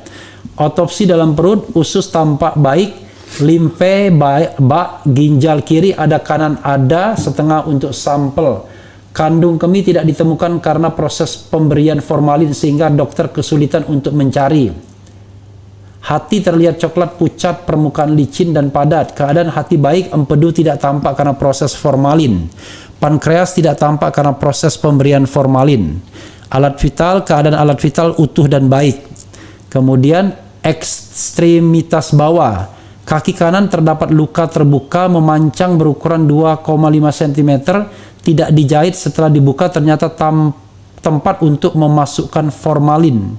Jadi luka yang dibuat ini atau luka yang memang bisa lukanya misalnya sudah ada, kita berasumsi ya, lalu dikasih formalin. Bisa juga memang sengaja untuk formalin. Nah, ini kan kita harus memakai hipotesa atau kan gitu. Dokter memeriksa untuk memastikan apakah benar-benar tempat untuk memasukkan formalin. Dipastikan terdapat pembuluh darah yang terikat benang berwarna putih dan menyatakan bahwasanya adalah bekas luka postmortem. Tungkai kaki kiri sisi luar terdapat luka bawah kiri sisi luar di atas mata kaki terdapat luka terbuka, tepi rata, dasar tulang berwarna putih, rencana PA jaringan ya, penelitian lebih lanjut ya. Lipatan kaki kiri sisi dalam terdapat warna lebam dan menghitam, terdapat resapan darah di bawah kulit. Dokter forensik mengambil sampel. Punggung kanan ada luka postmortem pertama untuk melihat ada peluru atau tidak. Jadi nggak ada masalah ya di punggung. Kemudian anus baik dan tidak ada tindak kekerasan, sudah mengalami proses pembusukan. Kemudian hasil otopsi kedua Brigadir Nofriansah Joshua Huta Barat tanggal 27 tadi sama ya. Oh, di catatan orang yang berbeda. Ya, ini lebih rinci lagi yang sana. Oh, yang ini lebih rinci lagi? Lebih rinci dia. Oke, jadi ada dua orang yang mencatat. Ini catatan pertama, ya. Kemudian ini catatan orang yang berikutnya lagi. Oke, jadi ada dua orang ya mencatat. Satu dokter, satu magister kesehatan. Oke, jadi ada dua orang yang mencatat. Jadi makanya sama. Tapi mereka tanda tangan sama di belakang. Iya, hasil otopsi kedua Brigadir Nofriansah Joshua Huta Barat tanggal 27 Juli 2022 pukul 09.29 WIB. Otopsi dilakukan di RSUD Sungai Bahar dan dilakukan oleh tim dokter forensik yang telah berpengalaman. Saya Dr. Martina Raja Gumuk tadi, beda ya? Ya, tadi Herlina Lubis ya. Yang ditunjuk sebagai perwakilan kedua dari pihak keluarga untuk ikut serta dalam melihat, menyaksikan, dan mencatat tindakan otopsi Brigadir Nofriansah Joshua Huta Barat. Deskripsi fisik dan luka pada almarhum, otopsi luar pada Brigadir Nofriansah Joshua Huta Barat. Dahi, ada tai lalat di posisi kiri ya. Mulut terbuka dengan ukuran 0,5 cm. Kelopak mata kanan 4 cm dari kelopak mata kanan depan terdapat luka memar dan luka terbuka dengan tepi tidak rata ya, luka ya kanan sini ya, yang kita lihat di gambar ya. Bila dirapatkan membentuk garis lengkung dengan ukuran 4 x 2 cm. Note, dikonfirmasi sampel untuk di PA kembali. Pipi kanan 3,5 cm dari bawah terdapat luka lecet 0,5 cm, 4 cm dari GPD 5 cm, dari sudut mata terdapat luka lecet 0,5 cm ya. Pipi kanan. Betul. Kemudian Reski ambil minum lagi Ki, nggak apa-apa Ki, saya juga Ki. Yang air dingin ya, kasihan juga ini. Oke. Kemudian pipi kanan 3,5 cm dari bawah terdapat luka lecet sudah. Cuping hidung kanan 5 cm dari sudut mata kanan terdapat luka lecet 0,5 dikali 2 cm. Puncak hidung kanan luka terbuka 0,5 cm yang dilem ukuran 1,5 dikali 1 cm ya. Yang tadi ya, hidung kanan. Jadi cara mereka melihat ini kan ada yang memang sesuai dengan keahliannya masing-masing kan? Iya. Gitu. Cara mencatatnya pun ada yang gaya mencatat ini. Satu yang magister kesehatan, satu yang dokter. Ya, gitu. Tapi kulihat substansinya hampir sama ya. 7 pipi kiri 8 cm dari GPD terdapat luka lecet ukuran 0,5 x 3 cm. Bibir kiri bawah 1 cm dari GPD terdapat luka terbuka yang dirawat plus lem sepanjang 2 cm yang dikelilingi luka lecet pada sisi atas ukuran 1 kali 0,7 cm. Leher kanan atas 6 cm dari puncak bahu terdapat luka terbuka sebanyak 2 jahitan, bentuk tepi tidak beraturan, not tidak ditemukan luka jerat di leher. Sama ya tadi ya. Siap. Kemudian makasih ya. Dingin nggak? Enggak. Itu dingin ya? Dingin. Oke. Kemudian lengan kanan atas 9 cm dari puncak bahu ada tai lalat 0,8 cm menonjol hitam. Pada sisi luar 15 cm dari puncak bahu terdapat luka terbuka berbentuk lubang yang dirawat, tepi tidak teratur, ukuran 1 cm dikelilingi luka lecet, kanan atas luas 5 mm, kiri atas 2 mm, kiri bawah 1 mm, kanan bawah 1 mm yang dikelilingi memar kehitaman ukuran 9 x 8 cm. Dikonfirmasi sampel untuk di PA kembali. Jadi sobat era sekalian, ini memang teknis banget. Jadi mudah-mudahan ini 1 lembar lagi ya, tinggal 2 lembar lagi. Dada kanan 12 cm dari puncak bahu terdapat luka terbuka yang sudah dijahit 3 jahitan plus lem. Bentuk tidak beraturan tapi tidak rata, ukuran 1,05 cm ya. Dari puncak bahu ya. Pergelangan kaki kanan terdapat luka terbuka, tepi rata membujur sepanjang 2 cm, tidak dijahit, pada dasar pembuluh darah nadi dijahit untuk formalin, luka postmortem. Puncak bahu dada aman, dada tidak simetris oleh karena otopsi pertama dan formalin. Kemudian lengan bawah kiri, bagian bawah samping kanan dari pergelangan tangan terdapat luka terbuka berbentuk lubang dikelilingi lem lecet ukuran 0,5 cm, tembak masuk, tembus sedalam 6 cm. Pergelangan kiri dalam luka terbuka tapi tidak rata, pergelangan patah tulang, tulang radius ujung dalam dengan sudut 45 derajat, kelingking kiri, ruas ujung kanan, ujung luka terbuka tepi tidak rata, tulang kelingking patah ukuran 2 kali 0,7 cm, patah tulang terbuka pada ruas jari kelingking. Jadi meter-meternya pun mereka mainkan ya. Itu yang ukur dokter forensik. Oke, jadi mereka mencatat Jadi yang saja. dikerjakan dokter forensik itu dicatat oleh mereka. Oke. Siap. Jari manis terdapat luka terbuka antara sisi bawah dan atas. Pergelangan tangan kiri sejajar dengan ibu jari terdapat luka memar. Jaringan di bawah kuku, jari manis dan kelingking terdapat resapan darah, kuku aman. Belakang telinga dan rambut terdapat jahitan hasil otopsi postmortem pertama. Belakang rambut kepala bawah sisi kiri terdapat luka berbentuk lubang, lem lecet melingkari lubang, tembak masuk tembus sudut 60 derajat kanan bawah ke kiri atas. Jadi ini sebenarnya kan. Matinya kuncinya di otak kepala ya. Dari sebenarnya. belakang tembaknya. Iya. Punggung kanan terdapat luka terbuka tepi rata yang telah dirawat setelah dibuka postmortem pertama untuk melihat ada peluru atau tidak. Anus dan alat vital kelamin tidak ada tanda kekerasan.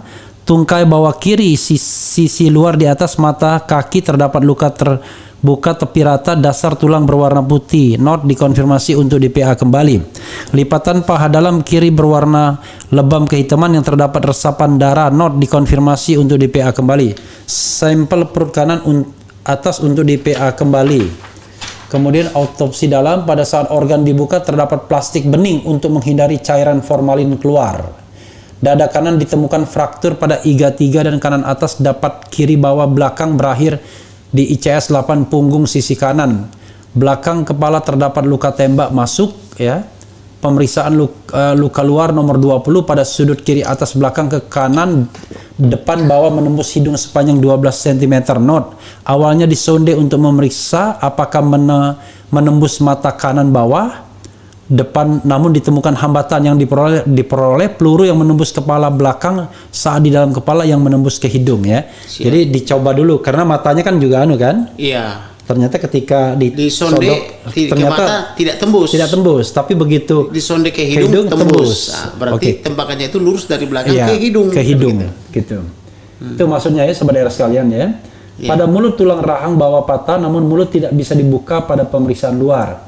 Pada bibir bawah kiri terdapat luka menembus kulit mematahkan tulang rahang, tembus di leher sisi kanan bawah. Arahnya sonde pada pemeriksaan dalam dari kiri atas depan ke kanan bawah, depan dengan sudut 45 derajat dengan panjang 6 cm. tulang tengkorak belakang bagian dalam patah, oksipital, luka berbentuk lubang yang membentuk corong ke arah dalam 2 cm, diikuti retak tulang sekitar sampai basis krani. Karena tulang tadi, karena ini tadi ya. Sungai Bahar 27 Juli 2022 ya. Perwakilan keluarga pertama Herlina Hidayah, perwakilan keluarga kedua Dr. Martina Raja Guguk yang kedua ya. Iya. Kemudian ada Samuel Huta Barat Saksi, dan orang tua saksi daripada satu ya. Orang tua daripada almarhum Ya. Samuel. Kemudian Samuel itu orang tua ya? Iya. Saksi dua Ulianti Kurniawati, siapa dia? Saya nggak tahu, tapi kan waktu saya bilang minta saksi 2. Oke, Nah, jadi ini rupanya mereka bikin saksinya jadi orang tuanya kan gitu. Oke, jadi sobat daerah sekalian itu tadi ya. Mungkin kalau terlalu teknis, maklum lah ya. Saya pun tidak semuanya paham yang diomongkan, tetapi intinya kalau kita lihat dari semua ini, Iya. yang paling penting itu adalah luka ditembak di belakang itu ya. Nah, dan selain luka tembak 4, banyak luka lain. Itu Iya, intinya. Artinya iya. tidak benar tembak menembak. Ya, tapi kalaupun tembak menembak kan nggak mungkin dari belakang. Kan kalau tembak menembak, Tembak menembak mungkin saja kalau pelakunya banyak. iya. Menembak satu kan gitu. Ada yang Iya. dari depan, ada yang dari belakang, Iya. ada yang samping kan gitu. Kalau ini kan diceritakan kan mereka berhadapan. Kalau ini kan diceritakan kan oleh Karopenmas kan 1 lawan 1. Iya, dan kemudian Nah, pertanyaannya siapa yang nembak dari belakang? Iya, Baradae di atas kan kira-kira begitu. Jadi nggak mungkin kan kenanya di belakang kecuali dia sengaja ngasih belakang ya kan, kira-kira begitu. Tapi Iya. kalau kita lihat di situ yang mematikan itu adalah tembakan di kepala itu, ya kan? Sama yang di dada. Yang di dada, karena dada kiri ya, Iya. itu. Jadi ada 2 kemungkinan tembakan yang ada 2 tembakan yang mematikan di kepala belakang sama di dada. Tetapi pertanyaannya, siapa yang mematahkan jari-jari, jari kelingking, Iya. jari manis dan pergelangan tangan? Termasuk juga luka di kaki tadi. Siapa yang menyebabkan luka di kaki kiri? Iya. Kalau luka kanan katanya kan mau masukin formalin, yang di Iya. kiri siapa? Terus yang di bawah lutut kiri siapa? Iya, Di bawah dengkul maksudnya. iya, Nah, kemudian yang di apa? Di bahu kanan siapa? Iya.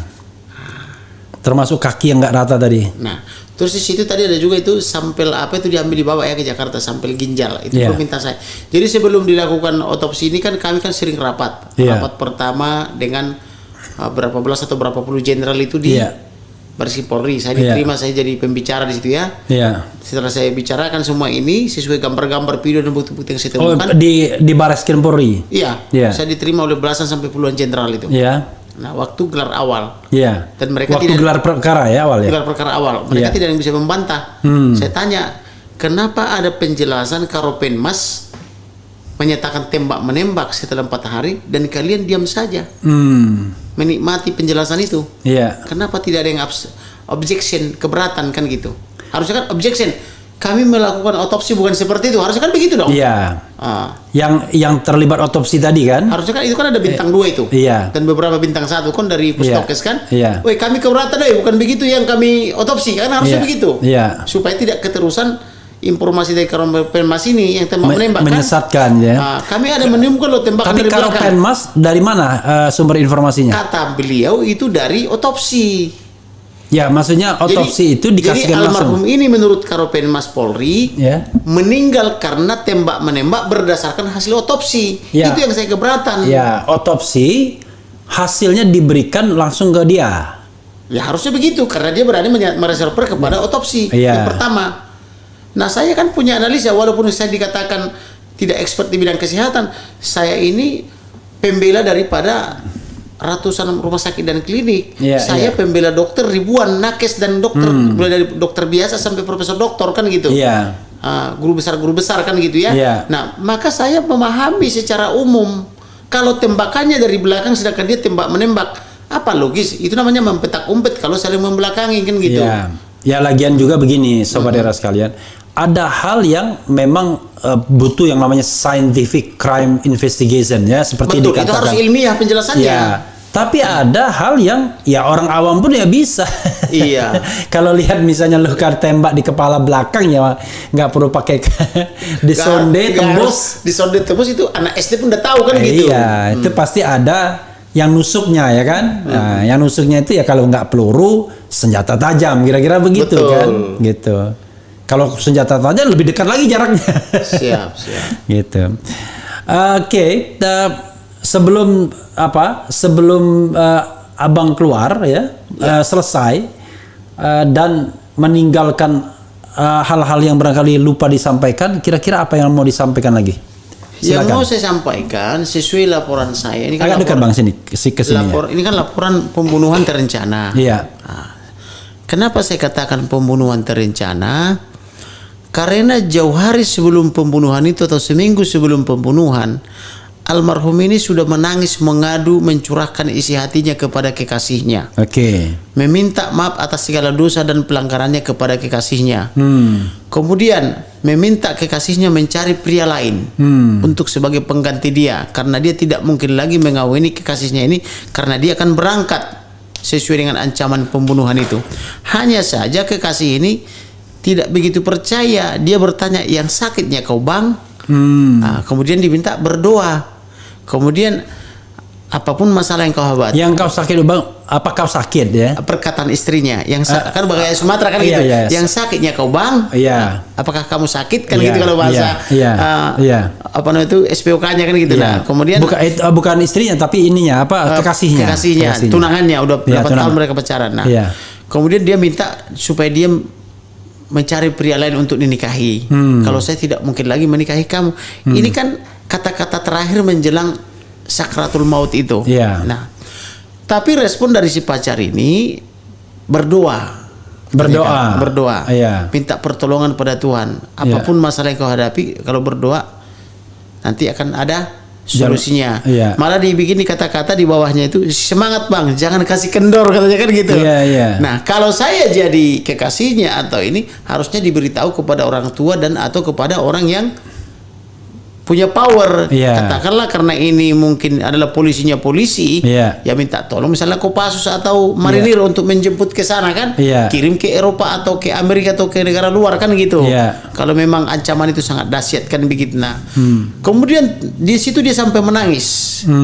Karena dia menangis, mengadu, mencurahkan isi hatinya, maka kekasihnya itu pun menangis juga, sama-sama menangis dan di screenshot.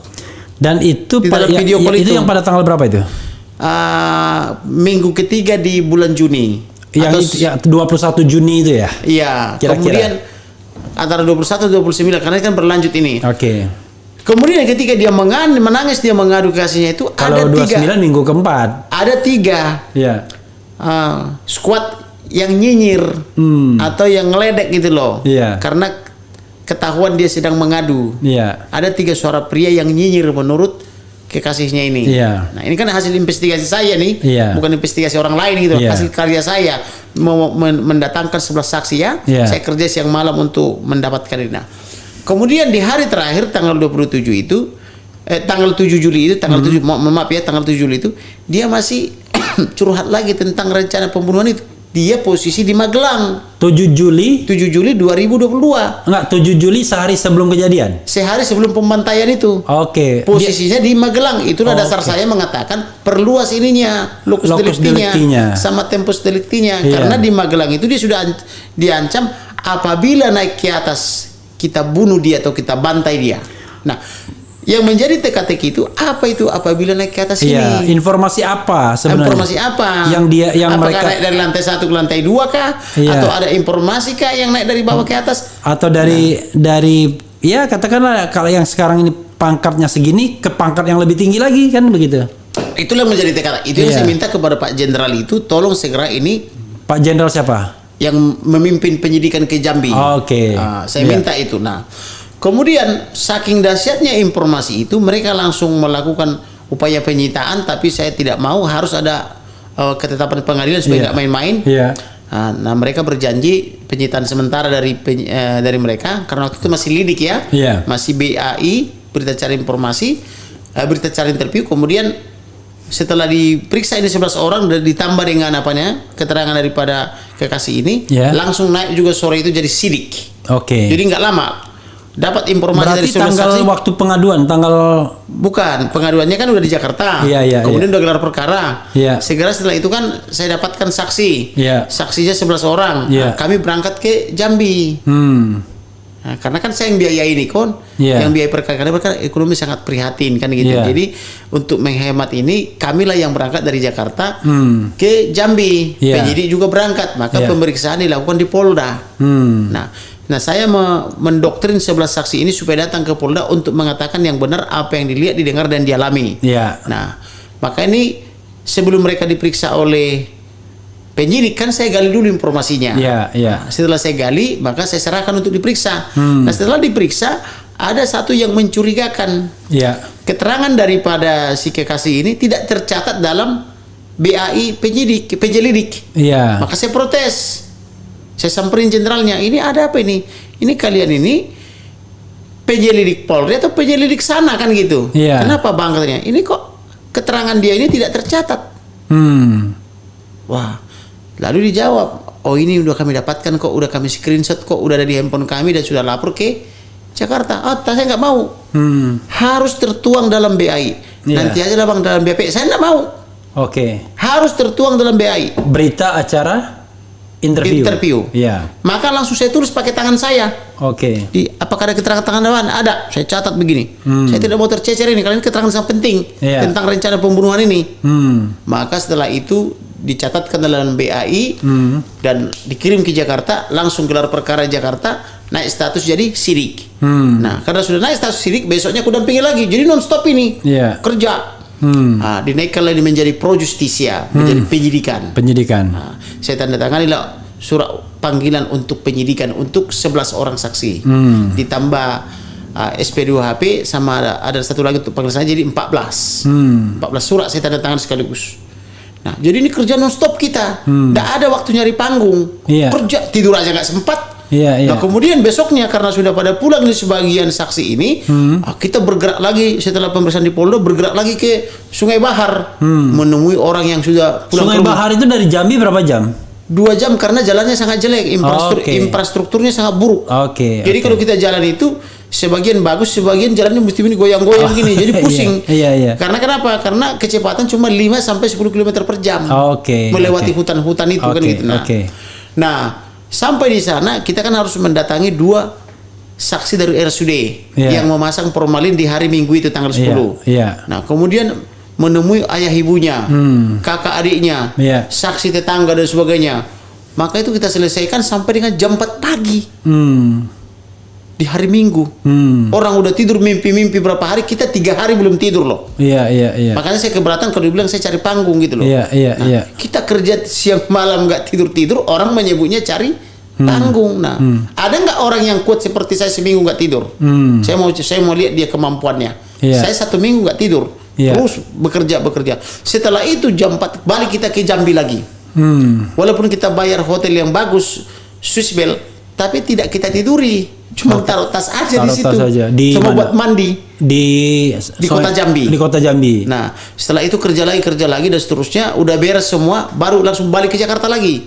Saya balik ke Jakarta, nggak tidur, nggak ganti baju, Iya. nggak mandi, Iya. bikin surat ke presiden, bikin surat ke wakil presiden, bikin surat kepada panglima, bikin surat kepada Menko Polhukam, bikin surat kepada DPR Komisi 3, bikin surat ke RSPAD, Rumah Sakit Pusat Angkatan Laut, Angkatan Udara, RSCM dan sebagainya. Banyak surat saya koreksi. Itu udah tahu udah hari Senin. Senin itu tanggal berapa ya? Hari Senin yang minggu ini. Ya minggu ini ya. Iya, iya. Nah, kemudian langsung beli tiket lagi untuk terbang Hari lagi. Senin itu tanggal 25. Nah, Iya. langsung beli tiket lagi hari Rabu Iya, Rabu 27. untuk mendampingi apa itu penggalian kubur Iya. sama otopsi ulang kan.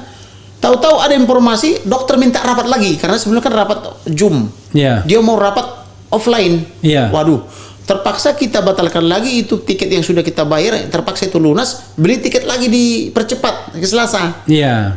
Maka belum tidur sampai Selasa, langsung terbang lagi ke Jambi.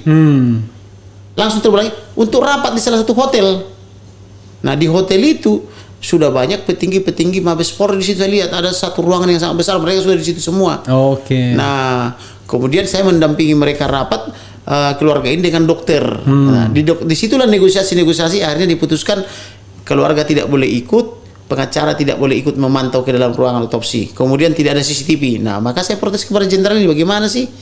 Kemarin katanya boleh keluarga, boleh penasihat hukum, ada CCTV.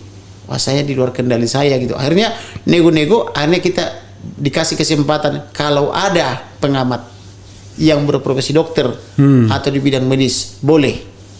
Nah ini sudah jam-jam, tinggal berapa jam lagi, tinggal 7-8 jam lagi nih. Iya. Dan itu di malam hari. Tapi saya tidak mau putus asa, saya berdoa, kemudian saya minta carikan orang yang seperti ini di Jambi ini atau di pelosok sana. Dapat. Dan dalam tidak sampai 1 jam langsung ada itu Herlina. Dan dekat situ rumahnya. Betul. Nah kemudian ada lagi satu dokter, karena saya bilang kalau satu orang. Padahal tadi kan rapatnya di Jambi. Di Jambi malam hari. Iya. Sekitar jam 19 jam 20. Iya. Nah besok pagi jam 4 akan ke pelosok kan begitu. Iya. Tapi kita harus mencari lagi 2 ahli.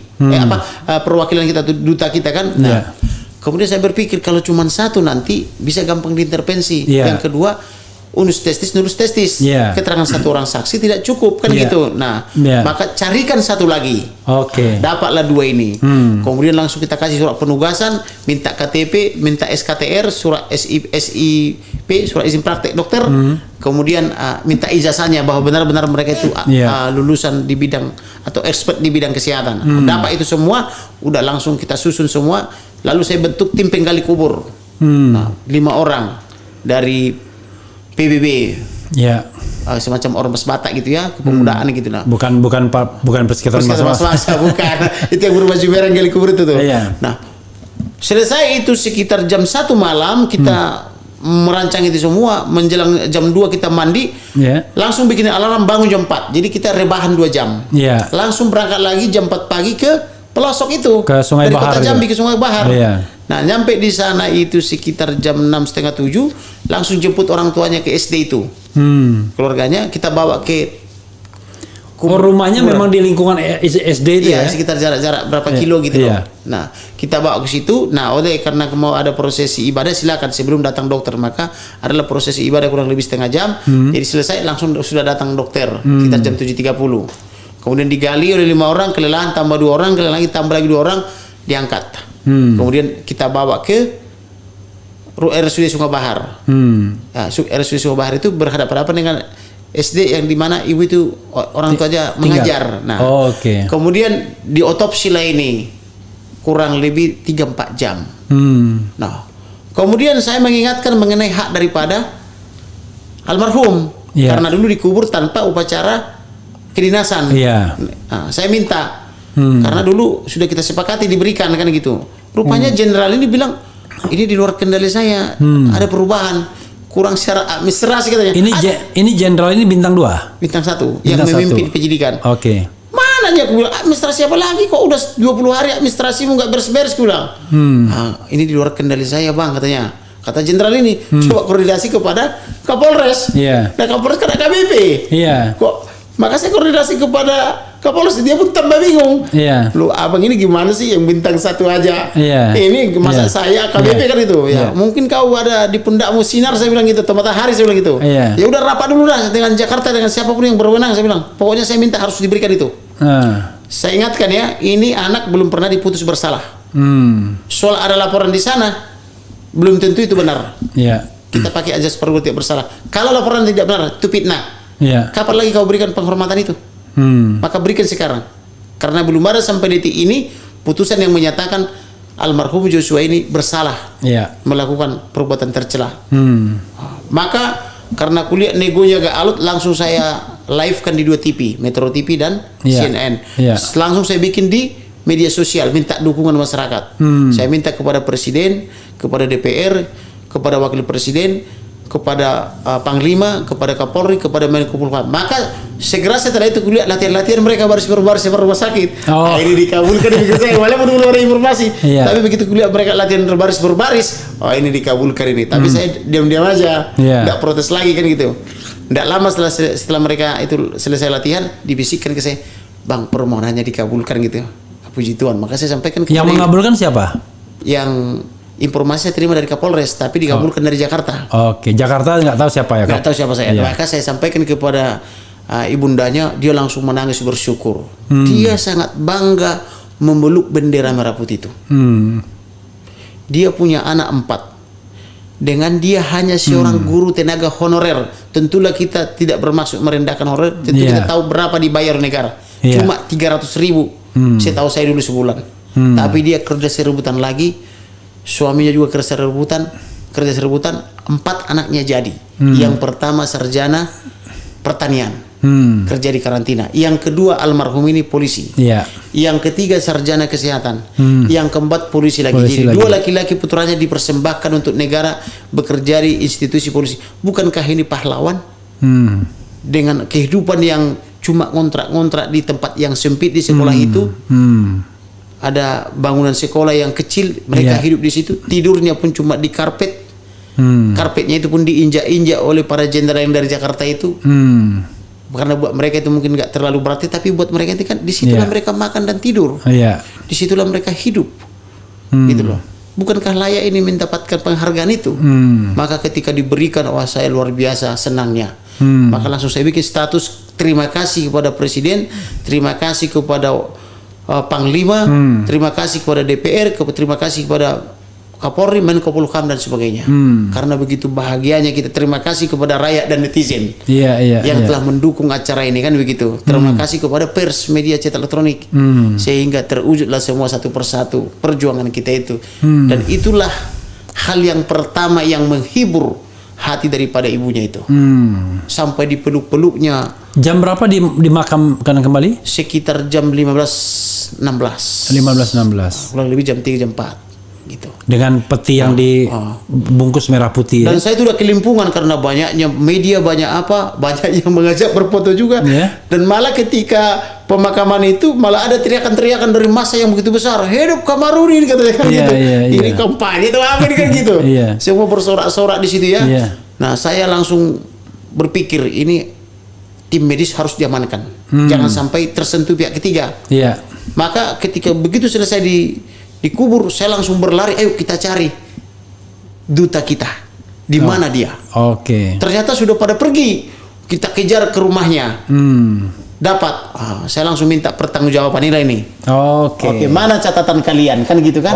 Inilah catatan. Sebelumnya abang udah ngomong, udah saya minta dicatat.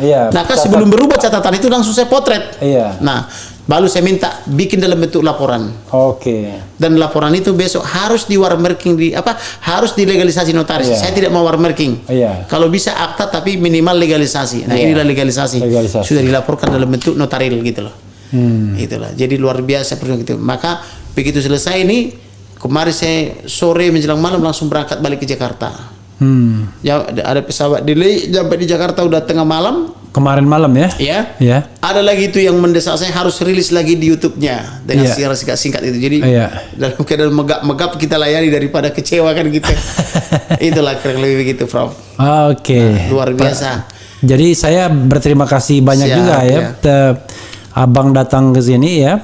Dan mudah-mudahan sekali lagi sobat era sekalian, yang kita cari itu adalah kebenaran. Dan satu lagi, kenapa saya pertama kali datang ke sini? Saya lihat perjuangannya Mbak Amel itu. Saya berharap tadi ketemu dia, entah siapa itu. Anak saya. Tiap hari saya di WhatsApp itu. Anaknya Prof itu ya. Tiap hari saya di WhatsApp. Kapan ke tempat kami katanya. Saya bilang kalau yang lain, kalau TV-TV silakan dengan rekan saya Dr. Nelson, silakan dengan rekan saya Johnson, silakan dengan rekan saya Martin, silakan dengan saya Febri. Saya selalu begitu, Lucinda dan seterusnya. Tapi ini Mbak Amel ini tiap hari dia hubungi saya. Kapan ke tempat kami katanya. Maka saya bilang saya usahakan deh gitu. Jadi inilah meja pertama. Yang saya jumpai. Jadi tidak benar saya mencari. Itu anak saya, Amel itu, dan memang sedang saya didik juga untuk Gigi. Siap. Gigi dia tiap hari dia gitu loh. Jadi saya teringat 30 tahun saya ketika saya melamar pekerja cuma sekali. Tapi follow up-nya berkali-kali gitu loh. Nah ini Mbak Amel ini kok follow up saya berkali-kali nggak bosan-bosan gitu loh. Maka inilah panggung atau meja pertama yang saya datangi sejak saya tangani kasus ini. Terima kasih banyak ya. Siap. Saya sampai speechless ya. Karena yang nonton kita nih banyak sekali. Ini ada berapa yang nonton? Jadi yang sedang ya, yang sedang menonton ini 37.000 yang sedang watching now. Tapi kalau sejauh ini yang sudah menonton kita yang come and go ya kan, itu udah 103.000. Luar biasa. Udah lebih dari 103.000 yang nonton kita. Jadi luar biasa. Dan ini akan bertambah terus tentunya. Nah, nanti sobat era sekalian, karena ini live streaming, ini kan kadang-kadang mungkin ada delay sedikit kalau ininya, tapi bagus so far ya ini internetnya itu, dan itu terima kasih dengan penyedia provider internetnya masih bagus. Jadi nanti kita akan kita edit rapikan dalam pengertian bukan diedit tetapi dirapatkan suaranya dan lain sebagainya, dan kita akan masukkan juga ke Refli Harun podcast ya, Refli Harun podcast besok. Jadi besok sore lah mungkin akan ada butuh. Jadi biar bisa dilihat juga di Refli Harun podcast, karena ini penting sekali sobat era sekalian. Sekali lagi kasus ini sebenarnya mudah pengungkapannya, tapi jadi sulit karena dibikin berbelit-belit. Tetapi ada satu pertanyaan yang ingin saya tanyakan terakhir kepada Abang Kamarudin ya, lawyer. Pertanyaan tentang motivasi dibunuhnya, motif itu yang mesti teka-teki. Iya, dibunuhnya. Apabila naik ke atas akan dibunuh atau dibantai. Iya. Berarti sudah naik ke atas. Oke. Ini barangkali jauh sekali dari pikiran bahwa ini soal relationship apa-apa mungkin ya. Gitu. Sekarang saya tanya kepada Prof. Iya. Kita ini laki-laki. Iya. Kalau kondisi kita terancam dan kita akan menghadapi sakaratul maut, masih adakah keinginan ngesek? Iya. Saya yakin sudah mati. Iya. Itu loh. Iya. Makanya ada lagu dari Pasha Ungu, dari siapa itu? Andai ku tahu. Iya. Dara bila tiba waktu. Iya. Kan gitu. Ku akan berdoa. Iya. Atau apalah itu. Pokoknya ada saya suka lagu itu. Andai ku tahu akan tiba ajalku. Ku akan memohon Tuhan tolong panjangkan umurku. Itu yang pertama. Terus selanjutnya itu kan akan memohon ampun dia. Iya. Jadi tidak ada lagi keinginan orang yang menghadapi sakaratul maut masih ngesek. Itu nggak ada itu. Ya intinya adalah dia walaupun dia tidak pantas di surga, tapi dia juga tidak mau masuk neraka. Kira-kira begitu lagu itu. Siap. Gitu. Ya, sahabat era sekalian. Lagu itu men. Andai ku nanti bisa diputar di soundtrack itu habis. Andai ku tahu ya. Gitu. Ya, dan itu pernah jadi sinetron juga ya. Siap. Saya suka lagu itu. Iya, jadi pernah lagu sinetron yang dibintangi Raffi Ahmad. Saya kalau mendengar lagu itu saya menetes air matanya.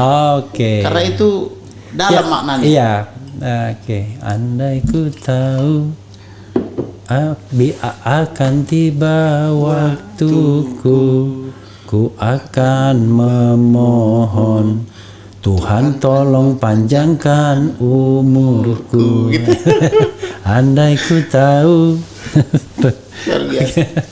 Ini kan dia udah tahu. Aku takut akan semua dosa-dosaku. Aku takut dosa yang telah apa?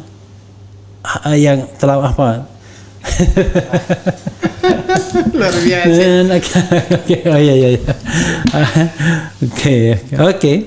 Luar biasa ya, udah jam 11. Iya, saya tidak ingin mendelay lagi ya. Siap. Silakan Abang Kamarudin closing statement Bang kepada pemirsa sekalian. Ya. Oke. Ke kamera Bang. Jadi apapun yang ingin Abang sampaikan ini sebagai closing statement. Inilah closing statement dari saya kepada para pelaku, siapapun Anda yang telah menghabisi nyawa daripada almarhum Brigadir Nopriansah Joshua Huta Barat, sadar dan bertobatlah. Anda mungkin berpikir bisa lari, tetapi saya katakan dimanapun Anda, kami akan buru, dan Tuhan melihat apa yang saudara perbuat. Sehebat apapun saudara-saudari misalnya melakukan atau merencanakan kejahatan ini, tapi di mata Tuhan semua terbuka. Oleh karena itu, bila Anda membutuhkan perlindungan hukum, segera hubungi saya. Saya berjanji akan melindungi jika Anda mau sadar dan bertobat. Dan kepada semua pemirsa Erhaya, saya ucapkan terima kasih, salam kenal, dan Tuhan memberkati. Terima kasih Prof. Ya, sobat era sekalian, kehormatan bagi channel ini ya sudah didatangi oleh pengacara keluarga Brigadir J, yaitu Brigadir Joshua, yaitu Kamarudin Simanjuntak. setelah sebelumnya kita juga menghadirkan Johnson Panjaitan, tapi ini jauh lebih penting karena setelah otopsi kedua, sehingga ada perkembangan atau informasi yang signifikan yang kita dapatkan malam ini, yaitu dugaan tadi sekaligus dugaan penyebab kematian tadi yang sangat signifikan, tembakan di kepala belakang dan dada kiri, tembus ke hidung dan dada kiri. Dan di sonde dia tembus ke hidung. Itu menunjukkan bahwa memang ada tembakan ke sana dari belakang. Tapi sekali lagi ini adalah catatan-catatan dari tim yang mewakili pihak penasihat hukum dari keluarga. Proses sedang berlangsung tentu di penyidik ya. Tetapi di pihak otopsi. Oh dokter forensik itu finalnya nanti. Iya, enggak, maksud saya proses pro justisianya ini ya. Iya. Kita tahu proses pro justisia terus dilakukan penyidik, tapi kita tetap meminta agar kasus ini berjalan secara transparan, profesional, akuntabel, independen dan cepat. Cepat ya. Jadi agar dan kemudian berusaha mengungkapkan hal yang sebenar-benarnya demi keadilan, ya kan? Demi keadilan bagi siapa saja, terutama bagi korban dan keluarganya.